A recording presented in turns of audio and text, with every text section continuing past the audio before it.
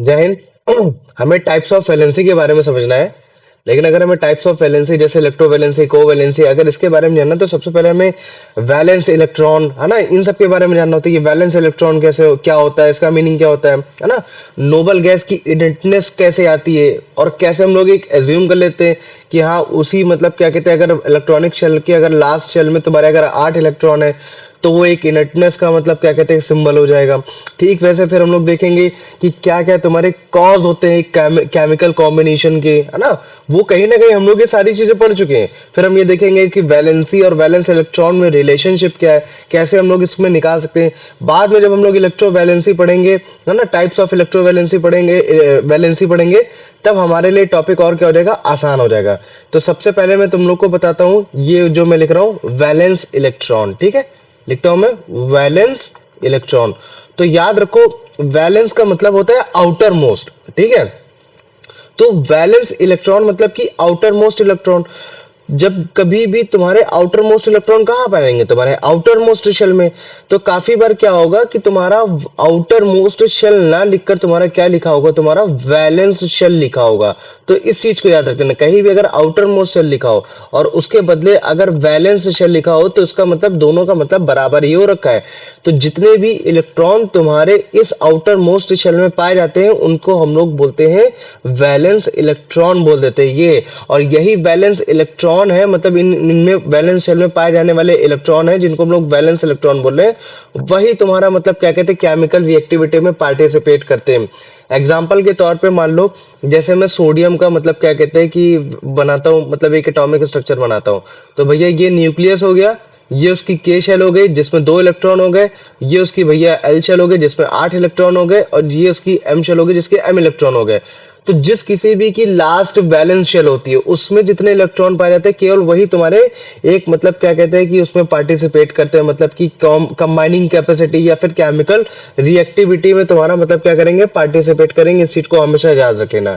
ठीक है, और ऐसा क्यों, क्योंकि सबसे पहले जिसकी एनर्जी सबसे ज्यादा है वो यूटिलाइज होता है। क्योंकि जैसे जैसे आपको मालूम है कि आप जैसे जैसे आप न्यूक्लियस के पास जाते जाओगे वैसे वैसे आपकी जो शेल की एनर्जी वो कैसे होती जाती है, डिक्रीज होती जाती है। और यही डिक्रीज एनर्जी इस एटम को स्टेबिलिटी देती है। लेकिन इंक्रीज एनर्जी क्या करते हैं कि इसको अनस्टेबल रखता है, जिसकी वजह से तुम केमिकल रिएक्टिविटी में पार्टिसिपेट करते हो। लेकिन सबसे ज्यादा मैटर ये भी करता है कि तुम्हारे कितने इलेक्ट्रॉन्स पाए जा रहे हैं, क्या वो 1 2 3 है या 5 है 7 है या फिर 4 है कि फिर 8 है, उसके हिसाब से होता है। लेकिन बस अभी के लिए इतना जानो कि तुम्हारे वैलेंस इलेक्ट्रॉन ही एटम में तुम्हारे एक केमिकल रिएक्शन में पार्टिसिपेट करते हैं, क्योंकि उनके पास एनर्जी ज्यादा होती है एज कंपेयर टू उन इलेक्ट्रॉन जो तुम्हारे उसके इनर वाले शेल में पाए जा रहे हैं। जैसे कि एम के कंपैरिजन में एल में तुम्हारे कम एनर्जी, तो उससे ज्यादा एनर्जी इस वजह से एम वाले पार्टिसिपेट करेंगे। के में और कम है तो उसमें ज्यादा नहीं पार्टिसिपेट करेंगे रादर देन तुम्हारे एम में करने वाले। ये है। तो पहले मुझे बताओ इतना समझ में आ गया कि नहीं आ गया। मतलब कि अगर मान लो कि मैं सोडियम का एटॉमिक नंबर लिखता हूँ 11, तो मुझे मालूम है कि भैया 11 एटॉमिक नंबर आपका इलेक्ट्रॉन के भी इक्वल हो सकता है। तो अब अगर मैं इसका इलेक्ट्रॉनिक कॉन्फ़िगरेशन करता हूँ तो भैया के एल एम मतलब कि 281। तो ये m वाले जो इलेक्ट्रॉन है, ये जो m है, ये इसको क्या बोलेंगे, वैलेंस शेल, मतलब कि लास्ट शेल, जिसको मैं बोल सकता हूँ आउटर मोस्ट शेल। और ये वाला जो होगा ये इलेक्ट्रॉन कहलाएगा। तो बस केवल यही इलेक्ट्रॉन पार्टिसिपेट करने वाला, इसके पहले वाले नहीं करने वाले। और ये पहले वाले इसी वजह से नहीं करेंगे क्योंकि भैया इनमें मतलब क्या कहते हैं उतनी एनर्जी नहीं है जितनी एनर्जी एम के कंपैरिजन में। तो हम लोग ये बोल देते हैं कि अच्छा जिनमें एनर्जी नहीं है मतलब उसकी वजह से जो एटम होता है वो तुम्हारा स्टेबल हो जाता है। तो हाँ, इसी वजह से बोलते हैं कि हाँ जैसे जैसे जैसे जैसे आप न्यूक्लियस के पास जाते चले जाते हो वैसे वैसे आपका मतलब क्या कहते हैं कि तुम्हारा मतलब कि तुम्हारी जो शेल की जो एनर्जी है वो कम होती है, जिसकी वजह से आपके इलेक्ट्रॉन की भी एनर्जी क्या होती है, कम होती है। तो पहले मुझे बताओ इतना समझ में आ गया कि नहीं आ गया। हाँ भैया। आ गया ना। तो क्वेश्चन ऐसा पूछेगा कि मुझे बताओ कि सोडियम की कौन सी शेल तुम्हारे मतलब क्या कहते हैं कि एक उसमें पार्टिसिपेट करती है केमिकल कॉम्बिनेशन में या केमिकल रिएक्शन में, तो केवल एम शेल बोलोगे। के और शेल जो होती है वो तुम्हारी कभी भी पार्टिसिपेट नहीं करती, इस चीज को याद रख लेना, है ना। और ये हमेशा याद रखना कि जो भी तुम्हारे वैलेंस अगर लगाया जा रहा है, कहीं भी वैलेंस लगाया जा रहा है तो उसको आउटर मोस्ट बोला जा रहा है। अगर वैलेंस इलेक्ट्रॉन बोला जा रहा है मतलब आउटर मोस्ट इलेक्ट्रॉन, और आउटर मोस्ट इलेक्ट्रॉन कहाँ पाएंगे भैया, आउटर मोस्ट शेल में ही पाए जाने वाले हैं ये। तो इस चीज को हमेशा याद रखो। बाद में कुछ चीजों को रटा दिया जाता है कि देखो जो तुम्हारा मतलब क्या कहते हैं सोडियम होता है, जो तुम्हारा लिथियम होता है ना, जो तुम्हारा मतलब क्या कहते हैं कि तुम्हारा पोटेशियम होता है, इन सब का मतलब क्या कहते हैं इनकी आउटर मोस्ट शेल में एक इलेक्ट्रॉन होते हैं। तो वो एक इलेक्ट्रॉन निकालना वो हम लोग मतलब सीख चुके हैं। कैसे सीख चुके हैं? इलेक्ट्रॉनिक कॉन्फ़िगरेशन करके कि भैया आप बस केवल मेरे को मतलब क्या कहते हैं वो बता दो, एक बार आप मेरे को मतलब क्या कहते हैं एटॉमिक नंबर बता दोगे, मैं बड़े आराम से निकाल दूंगा। जैसे मान लो कि मैं बोलता हूँ कि लिथियम का एटॉमिक नंबर कितना होता है, भैया होता है 3। अगर लिथियम का एटॉमिक नंबर 3 होता है तो भैया इसका पहला शेल के शेल होगा जिसमें मैक्सिमम 2 इलेक्ट्रॉन आ जाएंगे। बाद में एल शेल, एल में 1 आ रहा है तो इसका मतलब है इसकी आउटर मोस्ट शेल कौन सी है भैया? एल शेल है। उसमें पाए जाने वाले कितने वैलेंस इलेक्ट्रॉन है भैया? केवल एक हो रखे हैं। तो अच्छा मतलब कि मैं सोडियम की कैटेगरी में मैं लिथियम को भी डाल सकता हूँ, ये चीज हो गया। ठीक है, ठीक ऐसे तुम्हारा पोटेशियम वाला भी है। पोटेशियम को अगर याद रखोगे तो पोटेशियम का हमने पढ़ाया था तुम्हारा 19 होता है। और अगर इस हिसाब से अगर मैं इसका इलेक्ट्रॉनिक कॉन्फ़िगरेशन करूं तो भैया होगा के एल, के में भैया 2 हो गए, बचे 17, फिर 8 हो गए, है ना, फिर ये हो गया। फिर तुम सोचते हो कि भैया एक काम करते हैं डायरेक्टली मतलब क्या कहते हैं बचे 9, तुम सोचते हो कि भैया डायरेक्टली 9 कर देते। तो मैंने तुमको बताया था कि कभी भी अगर वैलेंस शेल किसी की बनती है तो वो 8 इलेक्ट्रॉन से ज्यादा नहीं हो सकते। तभी हम लोग एम में क्या करते हैं, एक बार फिर से 8 को रिपीट कराते हैं, फिर बचता है 1 है, तब जाके तुम्हारे एन में 1 इलेक्ट्रॉन आते हैं। तब हम बोलते हैं कि हाँ देखो पोटेशियम में तुम्हारा जो इलेक्ट्रॉनिक कॉन्फ़िगरेशन किया उसके हिसाब से वैलेंस शेल जो निकल कर आ रही है वो एन है ना कि एम है, क्योंकि एम में करते तो 9 इलेक्ट्रॉन हो जाते।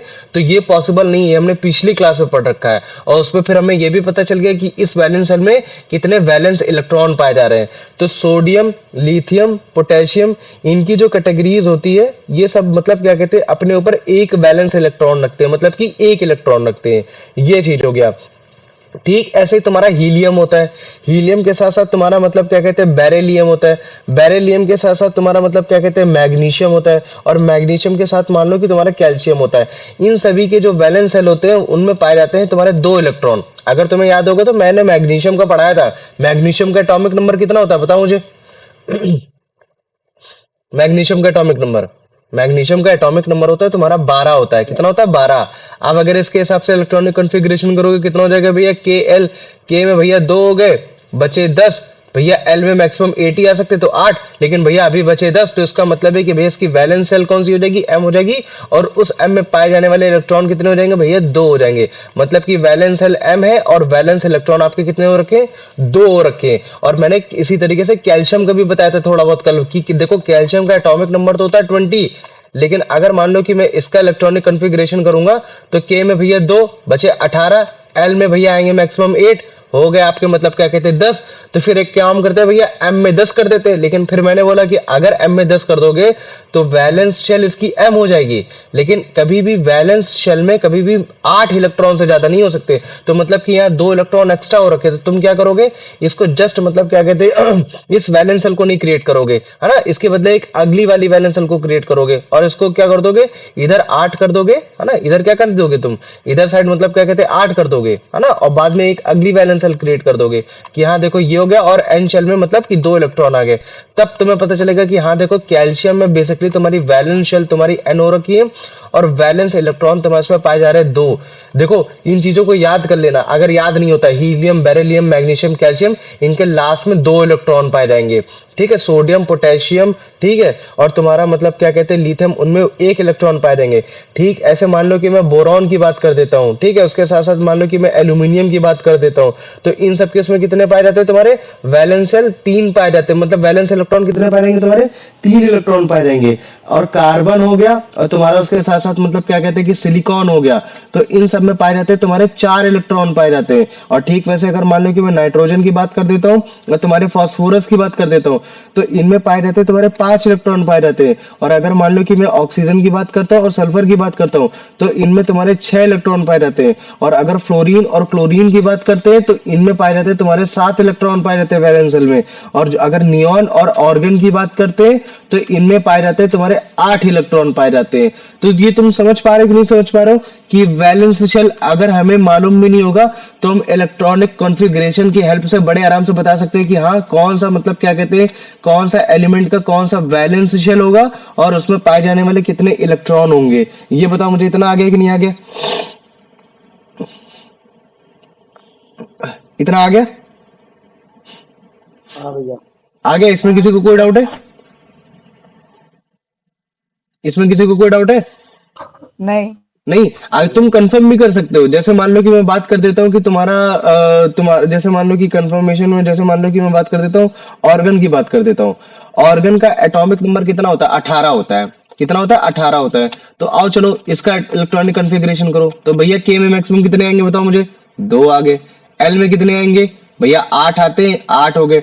तो 8 2 10 बचे भैया, 8 8 आ सकते हैं वैलेंस शेल में। तो मतलब कि एम शेल में मतलब भैया इसके 8 इलेक्ट्रॉन आते हैं। और हाँ भैया आपने एकदम सही बताया कि देखो नियॉन के मतलब ऑर्गन के मतलब क्या कहते हैं, आपके वैलेंस शेल में कितने इलेक्ट्रॉन पाए जा रहे हैं? 8 इलेक्ट्रॉन पाए जा रहा है। और उसकी वैलेंस शेल कौन सी है? वो आपकी एम शेल हो गई।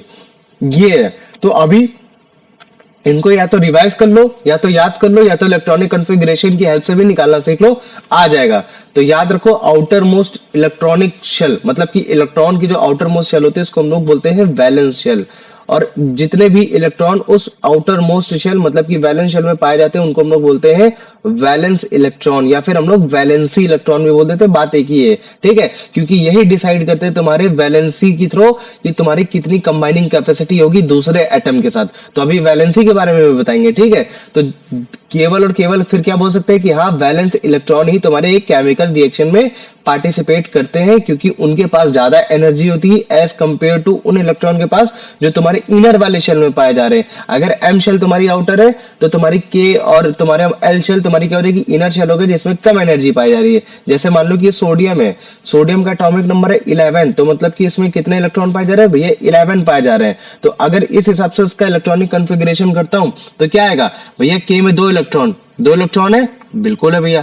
एल में 8 इलेक्ट्रॉन मैक्सिमम आ सकते हैं, तो यहाँ 8 इलेक्ट्रॉन है, बिल्कुल 8 इलेक्ट्रॉन है। और भैया एम में 1 इलेक्ट्रॉन, तो ये एम में 1 इलेक्ट्रॉन तुम्हारा ये। तो ये जो लास्ट शेल एम शेल देख रहे हो यही तुम्हारी आउटर मोस्ट शेल कहलाई जा रही है, जिसको वैलेंस शेल बोलना है। और इसमें पाए जाने वाला जो इलेक्ट्रॉन है, कितने इलेक्ट्रॉन है? 1 इलेक्ट्रॉन है, तो मैं बोलूंगा इसमें 1 वैलेंस शेल आ रहा है। ये हो गया। तो तुमको इस तरीके से मतलब क्या कहते हैं कि इस तरीके से बताना पड़ेगा कि यहाँ देखो इसमें 1 वैलेंस शेल इलेक्ट्रॉन तुम्हारा पाया जा रहा है, ये है, ठीक है। मतलब कि वही 1 इलेक्ट्रॉन तुम्हारा क्या करने वाला है? वही तुम्हारा केमिकल पार्टिसिपेशन करने वाला है। बाकी के तुम्हारे जो के शेल और जो एल शेल में जो तुम्हारे मतलब क्या कहते हैं कि वो पाए जा रहे हैं, वो कभी भी पार्टिसिपेट नहीं करेंगे। जैसे ये देखो, इस फॉर्मेशन में तुम्हारा NaCl बन रहा है, और अगर तुम ध्यान से देखोगे तो सोडियम की आउटर मोस्ट शेल जाके तुम्हारा इलेक्ट्रॉन को मतलब दे रही है, ठीक है, तब जाके तुम्हारा पार्टिसिपेशन हो रहा है, ना कि तुम्हारे अंदर वाले शेल पार्टिसिपेट कर रहे हैं, है ना। तो याद रखो कि केमिकल रिएक्शंस में, केमिकल कम्युनिटी में तुम्हारे हमेशा आउटर मोस्ट शेल ही तुम्हारा मतलब क्या कहते हैं पार्टिसिपेट करेगा, आउटर मोस्ट शेल के इलेक्ट्रॉन ही पार्टिसिपेट करने वाले, बस इतनी बात है। और अगर तुम्हें पूछे ऐसा क्यों, तो बोल देना क्योंकि उनकी एनर्जी ज्यादा होती है as compare to those electron which are found in the inner shell of the atom. ये हो गया, ठीक, इस चीज को याद रख लो। तो हम क्या बोल सकते हैं कि हाँ जो भी इलेक्ट्रॉन तुम्हारे केमिकल रिएक्शन में पार्टिसिपेट करते हैं उनको हम लोग वैलेंस इलेक्ट्रॉन बोलते हैं, इस तरीके से भी बोल सकते हो, है ना। और ये वैलेंस इलेक्ट्रॉन आपके आउटर मोस्ट शेल में पाए जाएंगे, है ना। ये हो गया। अब इलेक्ट्रॉन में मतलब क्या कहते हैं कैसे केमिकल रिएक्शन हो सकता है कि भैया जो आपका इलेक्ट्रॉन हो वो ट्रांसफर किया जा रहा हो वैलेंस इलेक्ट्रॉन से दूसरे वैलेंस शेल में, ये, या फिर वो आपका शेयर किया जा रहा हो। मतलब कि ट्रांसफर में क्या होता है, या तो गेन होता है या तो मतलब टेक होता है, मतलब गेन या लूज होता है, या तो फिर आपका शेयरिंग में क्या होता है, इलेक्ट्रॉन शेयर होता है। थोड़ा बहुत समझ भी पा रहे होगे, है ना।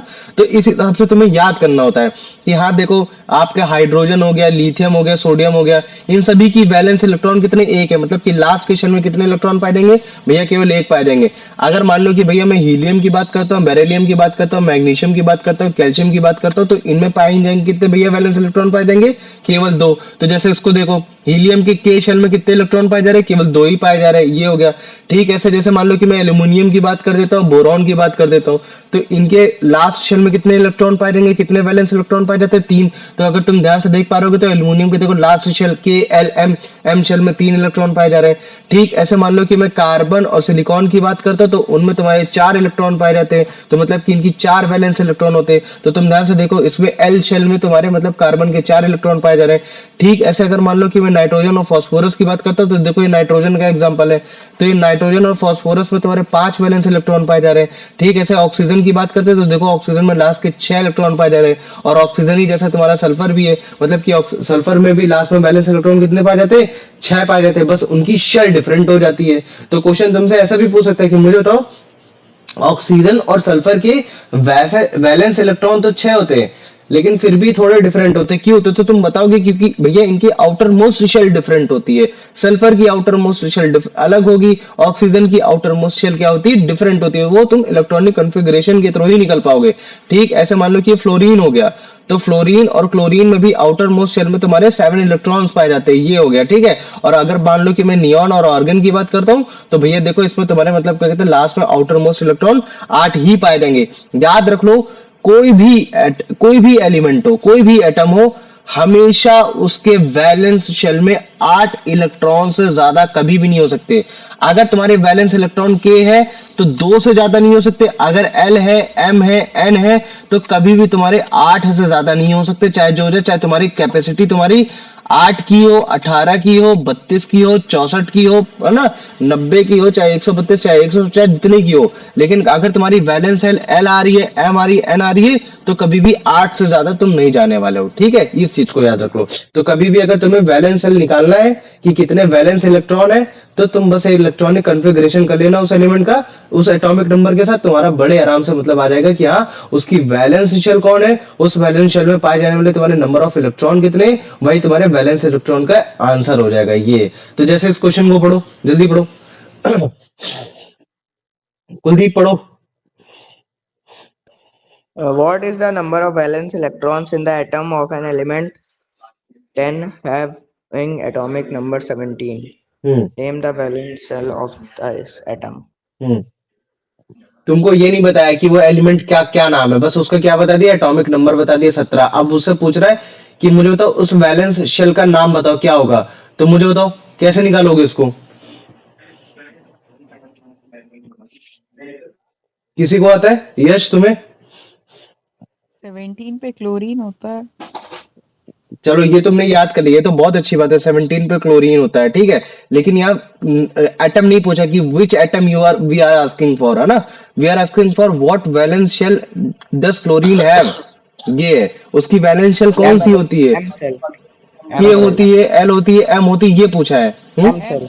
एम होती है। M कैसे M. पता किया भैया? इस 17 का अगर मैं इलेक्ट्रॉनिक कॉन्फ़िगरेशन करूंगा तो कितना हो जाएगा भैया? के एल एम। के में मैक्सिमम 2 आएंगे, एल में भैया मैक्सिमम 8 आ जाएंगे, 8 2 10 बचा 7, तो एम में फिर कितने आएंगे बताओ मुझे? 7 आ जाएंगे। तो मतलब कि इसके हिसाब से भैया वैलेंस शेल कौन सी हो जाएगी? M. एम। एम हो जाएगी। और वैलेंस इलेक्ट्रॉन कितने हो जाएंगे? 7. 7। 7 हो जाएंगे, है ना, ये है।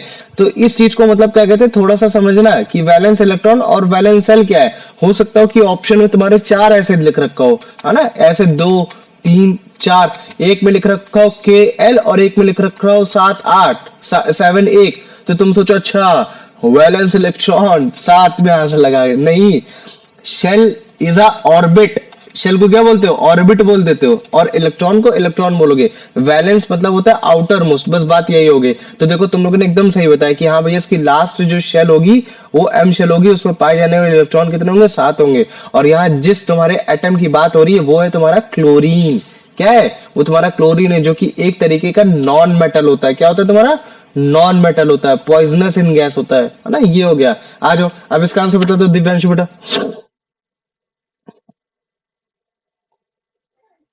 What is the name given to the outermost electron shell of an atom? Option A K shell, option B nucleus shell, option C valence shell, option D innermost shell. भैया हम्म ऑप्शन सी गुड, है ना, ये हो गया। Valence आ shell. जाओ अब यश इसका answer बताओ। Why do valence electron have a unique role in chemical reaction?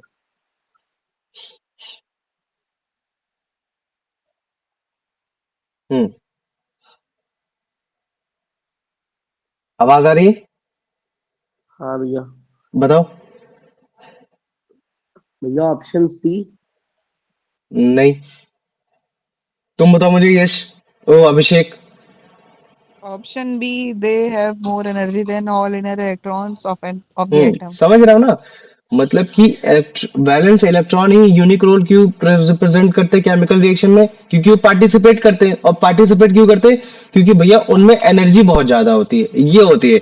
ऐसा कभी भी नहीं होता कि वो तुम्हारे पेयर में पाए जाते हैं कि ताकि वो स्टेबल हो जाए। वो तुम ऐसा सोच रहे हो कि भैया जैसे Na और Cl एक साथ आते तो वो पेयर करते हैं वैलेंस इलेक्ट्रॉन, वो उनकी मतलब क्या कहते हैं एक यूनिक रोल हो गया। नहीं बे, वो एक एटम की बात कर रहा है, दो एटम की बात नहीं कर रहा है। क्वेश्चन क्वेश्चन बोल रहा है कि मुझे बताओ कि एक एटम में जनरली जितने भी वैलेंस इलेक्ट्रॉन होते हैं वही केमिकल रिएक्शन में पार्टिसिपेट क्यों करते हैं? वो इसी वजह से करते हैं क्योंकि भैया उनकी एनर्जी बहुत ज्यादा होती है, इसी वजह से वो करते हैं as compare to inner electron. Otherwise अगर भैया आपकी अगर ऐसा नहीं होता तो एम के बदले एल वाले कर लेते, लेकिन ऐसा नहीं है। एम शेल में एनर्जी ज्यादा होती है तो पहले एम वाले करेंगे, वो होगा फंडामेंटल, है ना, ये आ जाता है। आ जाओ, अब इसका आंसर बता दो Kuldeep. Give the electronic config given electronic configuration of sodium 281. How many valence electrons does the sodium atom possesses? One. हम्म, कितना हो जाएगा? वन। Very good. आ जाओ दिव्यांशु, इसका आंसर बताओ बेटा। Based on the text, why do the electrons in the inner shells, K and L cells of a sodium atom not participate in chemical reactions? Good. Because the inner cells are closer to the nucleus, because the only single electron in the outermost shell takes part, because they are negatively charged, because they are paired with protons.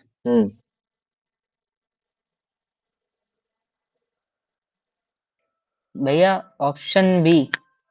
Option B, वैसे तो option B लिख रखा है इसमें answer, लेकिन जहां तक इसका ऑप्शन ए होना चाहिए। क्यों? क्योंकि जो तुम्हारी इनर शेल होती है वो न्यूक्लियस के क्लोजर होती है, तो उनकी एनर्जी कम होती है, इस वजह से वो केमिकल रिएक्शन में पार्टिसिपेट नहीं करते, है ना। ऐसा कुछ भी नहीं है कि एम शेल में एक इलेक्ट्रॉन पाया जा रहा है तो उसकी वजह से बाकी शेल पार्टिसिपेट नहीं करे। इसका आंसर ए होना चाहिए, लेकिन लिखा बी है, ठीक है। तो जो भी तुम्हारी इनर शेल होती है, मतलब मान लो न्यूक्लियस है, न्यूक्लियस के अराउंड के शेल है तो उसकी एनर्जी कम है, उसके ऊपर जाओगे एनर्जी ज्यादा, उसके ऊपर जाओगे एनर्जी ज्यादा, उसके ऊपर जाओगे तो एनर्जी ज्यादा। तो इस तरीके से मतलब क्या कहते हैं, जिसकी एनर्जी ज्यादा होती है वो पार्टिसिपेट करता है। तो जो आउटर मोस्ट की एनर्जी होगी वो ज्यादा पार्टिसिपेट करेगा, फिर पहले आएगा। लेकिन जनरली क्या होता है कि तुम्हारे पूरे केमिकल रिएक्शन में जो तुम्हारी आउटर मोस्ट सेल होती है केवल वही पार्टिसिपेट कर पाते हैं, उसके पहले वाले कभी कर ही नहीं पाती है। ये चीज है ना, इस चीज को याद रख लेना। तो यहाँ तुम्हारा एनर्जी का कंसेप्ट आता है, ना कि तुम्हारा मतलब क्या कहते हैं इस चीज का आता है कि तुम्हारे उसमें आउटर मोस्ट सेल में केवल एक ही इलेक्ट्रॉन पाया जा रहा था तो था वो। आ जाओ, यश इसका आंसर था बेटा।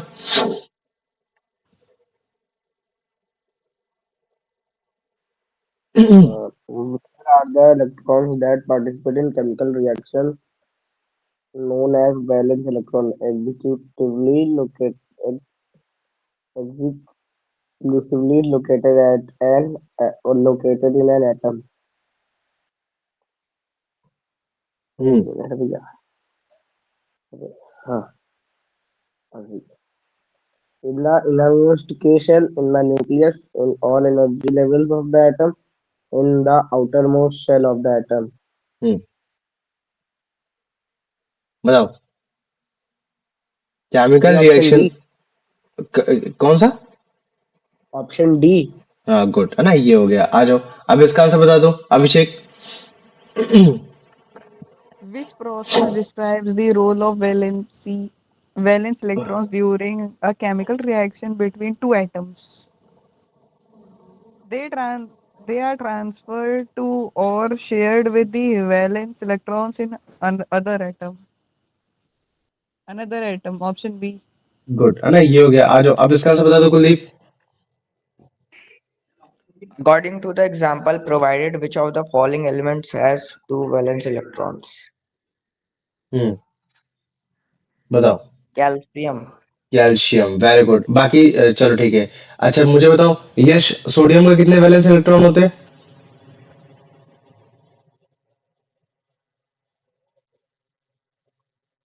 दिव्यांशु तुम मुझे बताओ सोडियम में कितने वैलेंस इलेक्ट्रॉन होते हैं? मुझे 7। मैं बताऊं? बहुत बढ़िया। दिव्यांशु तुम बताओ।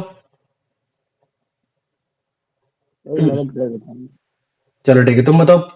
1. 1 गुड। और तुम्हारे लिथियम में कितने होते हैं?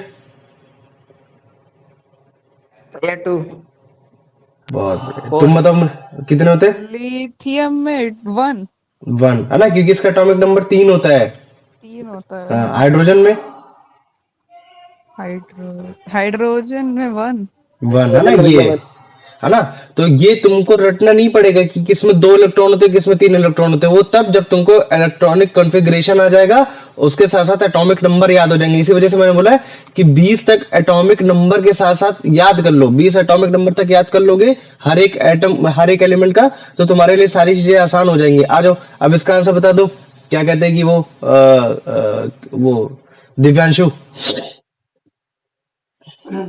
Based on the list, which pair of elements contain 5 valence electrons hmm in each of their atoms? Hmm in 4 option में से कौन से तुम्हारे एटम्स हैं जिनके वैलेंस इलेक्ट्रॉन 5 है?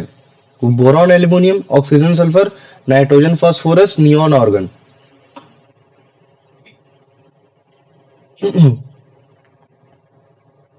भैया ऑप्शन सी। हाँ, ऑप्शन सी, मतलब कि नाइट्रोजन और फास्फोरस के आउटर मोस्ट शेल में तुम्हारे 5 इलेक्ट्रॉन पाए जाते हैं। चलो अच्छा, मुझे बताओ ए वाले एल्यूमिनियम और बोरॉन में कितने पाए जाते हैं फिर? कोई भी बताए। 3 एल्युमिनियम में. Good.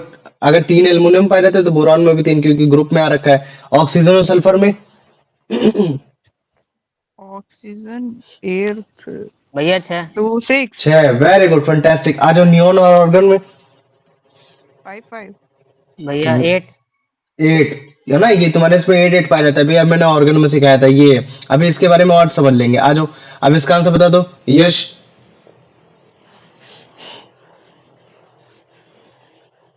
how many valence how many valence electron does the element fluorine possess in its atom? चलो, अगर मान लो फ्लोरीन नहीं आया तो चलो मैं क्लोरीन लिख दे रहा। अब मुझे बताओ, क्लोरीन का भी आंसर सेम ही होगा जो फ्लोरीन का होगा। अब मुझे बताओ कितने इलेक्ट्रॉन पाए जाएंगे फ्लोरीन और क्लोरीन के वैलेंस शेल में? भैया 7 valence electron. Very good, fantastic है ना, ये हो गया। आ जाओ, अब इसका आंसर बता दो। रटाना नहीं चाह रहा मैं तुम लोग को कि तुम लोग इसको रट लो, बस एक बार इलेक्ट्रॉनिक कॉन्फ़िगरेशन एटॉमिक नंबर के साथ निकालना सीख लो, ये सारी चीजें आसान हो जाएंगी। आ जाओ Kuldeep. Which group of elements is characterized by having a completely filled outermost shell with 8 electrons? Hmm Your बताओ। option C, neon argon. Very good है ना ये। अब आ जाओ, अब इसका आंसर बता दो दिव्यांशु। अभिषेक, अभिषेक। The element boron and aluminum share the characteristic of having how many valence electrons in their atom? Hmm Boron 3. 3। और बाकी 4 वैलेंस इलेक्ट्रॉन किसके किसके होते हैं? एग्जांपल बता जल्दी। 4. कोई भी बता दे, 4 जिसके वैलेंस इलेक्ट्रॉन होते हैं। सिलिकॉन. गुड। अगर एक सिलिकॉन तूने बता दे, टफ वाला बता दिया, आसान वाला बता। कार्बन। कार्बन के भी कितने होते हैं? 4 होते हैं। ठीक है, वैलेंस शेल कितने? 4 होते हैं। आ जाओ, ठीक है, इतना बता दो मेरे को। इतना समझ में आ गया कि नहीं आ गया टॉपिक में? आ गया, ठीक है। तो अभी देखो 118 एलिमेंट होते हैं, हमें मालूम है। अब अगर मान लो इस 118 एलिमेंट में हमने उन एलिमेंट की बात कर ली भैया जिनके वैलेंस शेल में मतलब या तो 1 इलेक्ट्रॉन पाया जा रहा है, या तो 2 इलेक्ट्रॉन पाया जा रहा है, या तो 3 इलेक्ट्रॉन पाया जा रहा है, या तो 5 इलेक्ट्रॉन पाया जा रहा है, या तो 6 इलेक्ट्रॉन पाया जा रहा है, या तो 7 इलेक्ट्रॉन पाया जा रहा है, या तो भैया मतलब क्या कहते हैं कि 4 इलेक्ट्रॉन पाया जा रहा है ये। लेकिन अभी तक हम देख रहे हैं कि किसी भी तुम्हारे मतलब क्या कहते हैं कि उसमें एलिमेंट में 8 इलेक्ट्रॉन नहीं पाया जा रहा, ये चीज है। और ऐसा मैं क्यों पढ़ाने वाला हूं? क्योंकि मैं तुम्हें बताने वाला हूं कि देखो कुछ ऐसे भी एटम होते, कुछ ऐसे भी एलिमेंट होते 118 एलिमेंट में जो कि कभी भी तुम्हारा किसी से कंबाइन नहीं करते। एग्जाम्पल के तौर पे ले लो, तुम्हारा हीलियम हो गया, तुम्हारा मान लो नियॉन हो गया, तुम्हारा ऑर्गन हो गया, तुम्हारा मतलब क्या कहते हैं कि क्रिप्टॉन हो गया, तुम्हारा जेनॉन हो गया, तुम्हारा रेडॉन हो गया।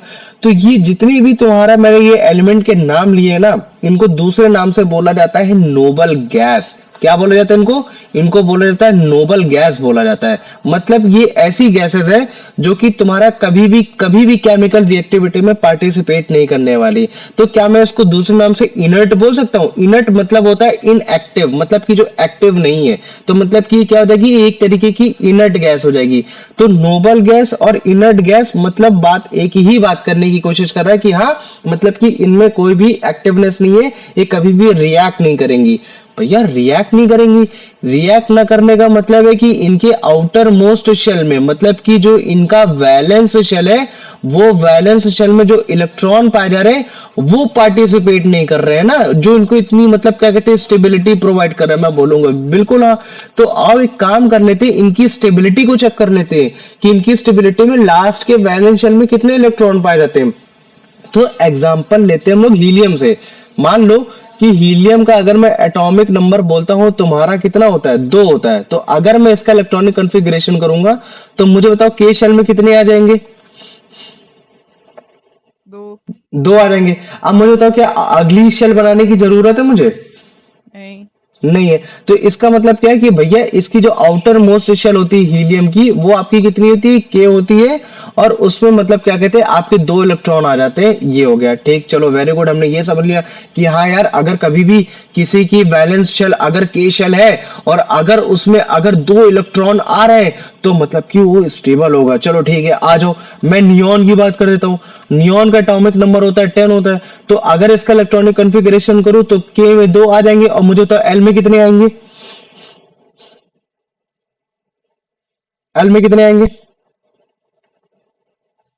जल्दी बताओ। अगर के में 2 आ जाएंगे तो एल में कितने आ जाएंगे? फिर एल में तुम्हारे 8 आ जाएंगे क्योंकि ये 8 बजे। तो इसका मतलब है कि अगर भैया नियॉन की बात की जाए तो नियॉन के केस में जो आपका एटॉमिक नंबर है वो तुम्हारा लास्ट का मतलब 10 है, और उसके हिसाब से जो वैलेंस शेल है वो एल शेल है, और उसमें पाए जा रहे हैं 8 इलेक्ट्रॉन पाए जा रहे हैं। मतलब कि कोई भी अगर एटम अगर उसके एल शेल में 8 इलेक्ट्रॉन आ जाते हैं तो वो नियॉन जैसा बिहेव करेगा। नियॉन जैसा क्या हो जाएगा? स्टेबल हो जाएगा। ठीक जैसे मान लो कि मैंने ऑर्गन की बात कर दी, ऑर्गन का एटॉमिक नंबर होता है 18 होता है। तो मान लो कि अगर मैं इसका इलेक्ट्रॉनिक कॉन्फ़िगरेशन करता हूं तो के में 2 आ रहे हैं, एल में 8 आ रहे हैं। तो मुझे बताओ एम में इसमें कितने आएंगे? फिर 8 8 आएंगे। Very good. तो इसका मतलब क्या हो जाएगा कि भैया ऑर्गन के केस में हम क्या देख रहे हैं कि इसकी लास्ट शेल जो है वो एम शेल है। इसमें 2 इलेक्ट्रॉन, इसमें 8 इलेक्ट्रॉन, इसमें 8 इलेक्ट्रॉन। मतलब कि अगर किसी के भी एटम में एम शेल में अगर 8 इलेक्ट्रॉन आते हैं तो मतलब कि वो ऑर्गन जैसा बिहेव करने लगेगा और वो ऑर्गन जैसा स्टेबल हो जाएगा। मतलब कि ऑर्गन इस वजह से स्टेबल है क्योंकि उसके लास्ट सेल में 8 इलेक्ट्रॉन आ रहे हैं। नियॉन इस वजह से स्टेबल है कि उसके लास्ट सेल में 8 इलेक्ट्रॉन आ रहे हैं। हीलियम इस वजह से स्टेबल है उसकी लास्ट सेल में तुम्हारे 2 इलेक्ट्रॉन आ रहे हैं। ठीक है, ऐसे चलो एक और एग्जांपल बता देता हूँ। जैसे मान लो कि तुम्हारे एक क्रिप्टॉन होता है। ठीक है, क्रिप्टॉन कितना होता है? उसका एटॉमिक नंबर होता है तुम्हारा 36 होता है। अगर इसका इलेक्ट्रॉनिक कॉन्फ़िगरेशन करूंगा तो भैया के में आएंगे 2, एल में आएंगे भैया मैक्सिमम 8, एम में आते 18। तो अगर तुम इनको ऐड करोगे तो तुम्हारे कितने हो जाएंगे? तुम्हारे हो जाएंगे 28। और फिर उसके बाद अगर तुम इसको ऐड करोगे एन में तो एन में आएंगे तुम्हारे 8। तो अगर इस तरीके से अगर मैं क्रिप्टॉन को लिखता हूं तो उसका एटॉमिक नंबर क्या आएगा? 288 आ जाएगा। मतलब कि एन ये आ जाएगा। फिर इसी तरीके से अगर मान लो कि मैं जेनॉन लिखता हूं जिसका एटॉमिक नंबर होता है तो उसका कितना आएगा तुम्हारा? 28 18, फिर उसके बाद 18, फिर 8। मतलब कि एम शेल के एल एम एन ओ। तो तुम क्या देखोगे कि भैया केवल हीलियम ही एक ऐसा केस है जिसके उसमें आउटर मोस्ट शेल में तुम्हारे 2 इलेक्ट्रॉन आ रहे हैं। अदरवाइज एल शेल हो गया, एम शेल हो गया, के एल हो गया, K L M N O P, हर शेल में मतलब क्या कहते हैं इनर्ट गैस के हर शेल में तुम्हारे आउटर मोस्ट शेल कितने आ रहे हैं? 8 इलेक्ट्रॉन आ रहे हैं। मतलब कि ये इस तरीके से बताना चाह रहे हैं कि अगर कोई भी अगर एटम है अगर उसके आउटर मोस्ट शेल अगर के है, अगर उसमें 2 इलेक्ट्रॉन आ गए तो मैं उसको एज अ नोबल गैस मानूंगा। मतलब कि उसको मैं इनर्ट मान लूंगा कि मतलब वो इनएक्टिव है, वो केमिकल रिएक्टिविटी में पार्टिसिपेट नहीं कर रहा है। और अगर मान लो कि किसी के भी एल शेल में, एम शेल में, एन शेल में, ओ शेल में, पी शेल में अगर 8 इलेक्ट्रॉन आते तो मैं समझूंगा कि हाँ यार वो कभी भी पार्टिसिपेट नहीं करने वाला है क्योंकि उसके आउटर मोस्ट शेल में, क्योंकि उस समय 8 इलेक्ट्रॉन आ रहा है। ये तो पहले मुझे बताओ इतना समझ में आ गया कि नहीं आ गया? आ गया। आ गया ना। तो जनरली पता है इसको क्या बोलते हैं, ऐसे बोलते हैं यार उसके के शेल में 2 इलेक्ट्रॉन आ गए, उसका डुप्लेट कंप्लीट हो गया। डुप्लेट मतलब 2 से आ रहा है वर्ड, तो क्या बोलते हैं यार उसका डुप्लेट कंप्लीट हो गया। ठीक, वैसे मुझे बता सकते हो कि अगर किसी के एल शेल में, एम शेल में, एन शेल में, ओ शेल में, पी शेल में अगर 8 इलेक्ट्रॉन आ रहे हैं तो उसको क्या बोलते होंगे? उसको बोलते हैं भाई उसका ऑक्टेट कंप्लीट हो गया। क्या बोलते हैं उसका? उसका बोल देते हैं कि भैया उसका ऑक्टेट कंप्लीट हो गया।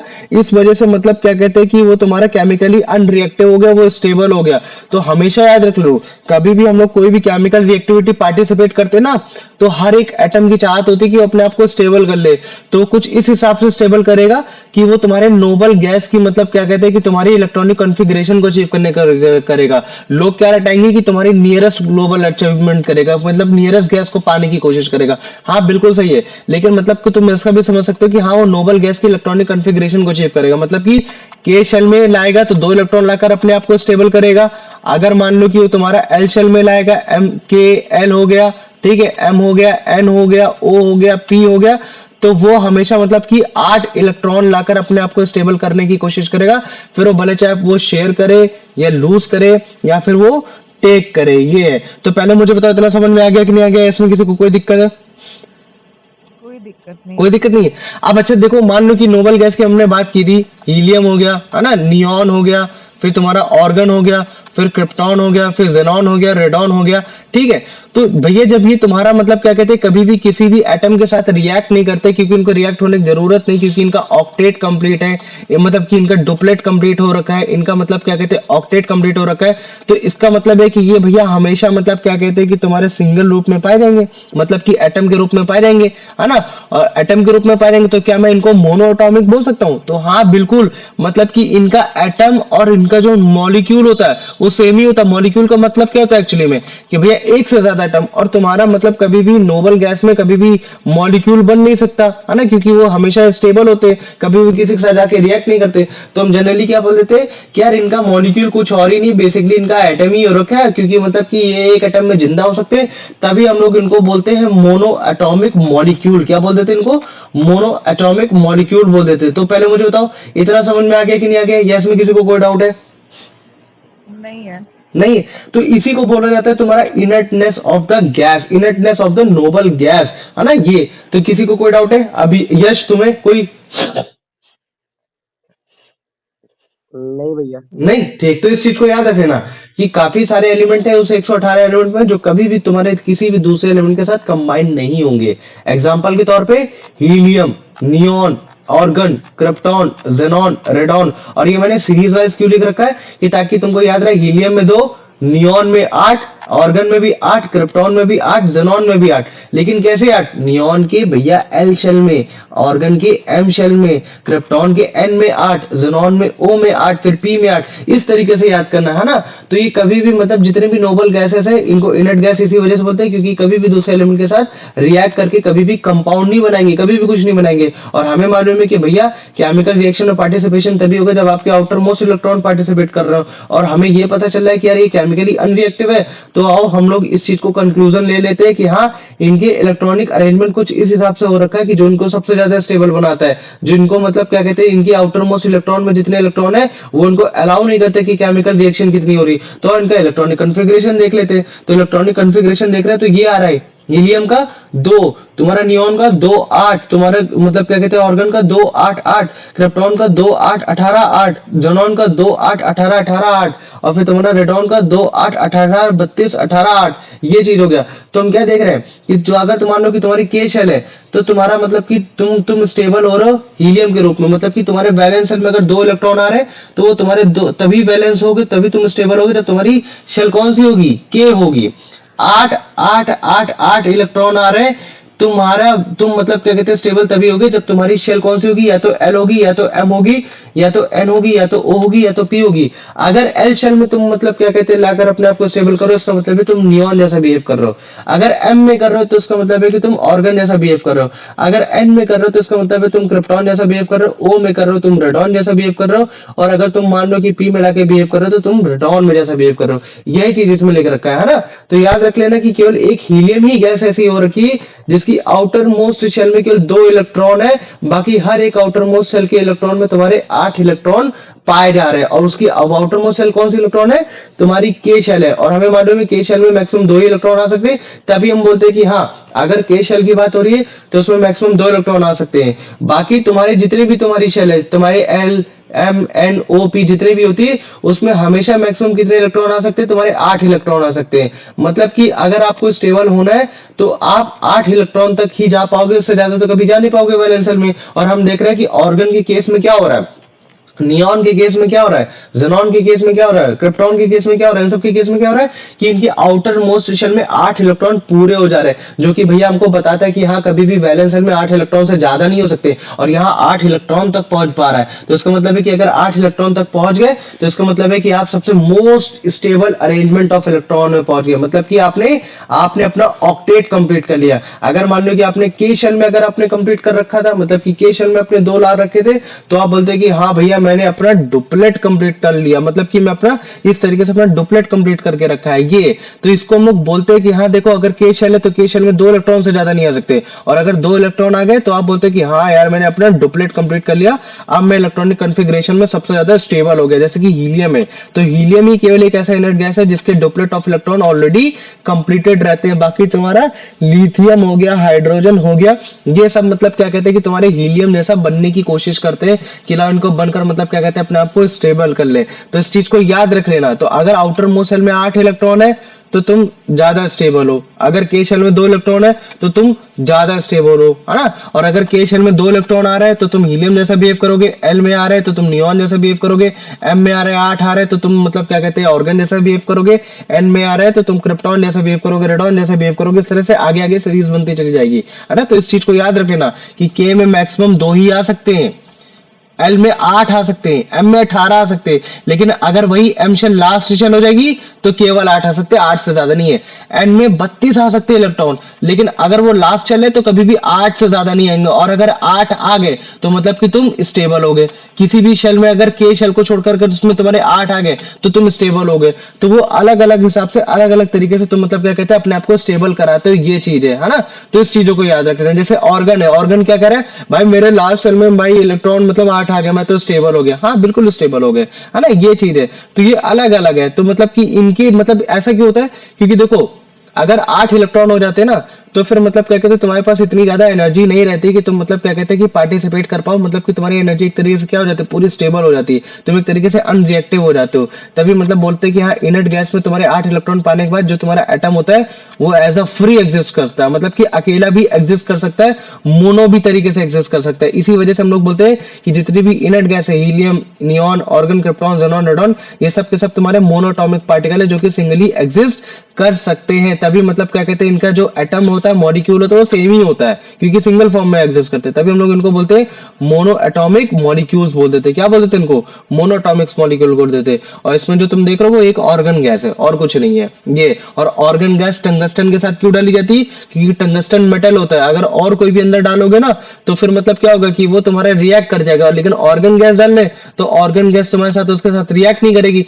तभी हम लोग क्या करते हैं कि ऑर्गन गैस डाल डाल डाल के तुम्हारे टंगस्टन को भी सेव करते हैं, तुम्हारे बाकी नोबल गैसेस को बल्ब में डाल के सेव करते हैं कि हाँ तुम्हारा जो उसके अंदर का फिलामेंट है वो सेफ रहे। क्योंकि हमें मालूम है कि वो कभी भी केमिकल रिएक्टिविटी में पार्टिसिपेट नहीं करने वाले, क्योंकि उनके ऑक्टेट और डुप्लेट मतलब क्या हो रखे, कंप्लीट हो रखे हैं ये। तो पहले मुझे बताओ इतना समझ में आ गया कि नहीं आ गया, इसमें किसी को कोई डाउट है? कोई डाउट नहीं। नहीं है, आ जाओ अब इसका आंसर बता दो Divyanshu.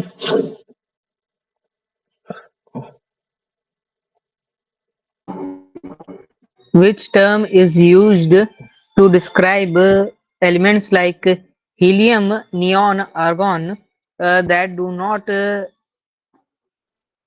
readily react with other elements to form compounds?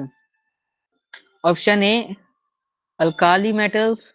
Option alkali B, metal. noble gas. Alkali नहीं भाई, alkali metal. Strong Alkali exist. metals, hmm noble gases or inert gases, halogens, transition elements. हम्म बता भाई। मतलब कि helium, neon, organ, मतलब कभी भी तुम्हारे किसी दूसरे एलिमेंट के साथ तुम्हारा मतलब क्या कहते हैं रिएक्ट करके कंपाउंड नहीं बनाएंगे।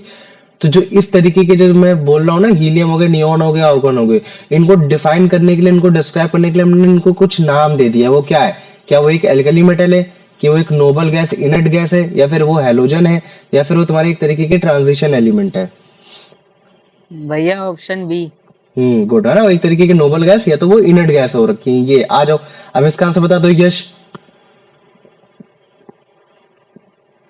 What is the fundamental reason concluded for the chemical unreactivity ir- ir- inertness inertness, of inert.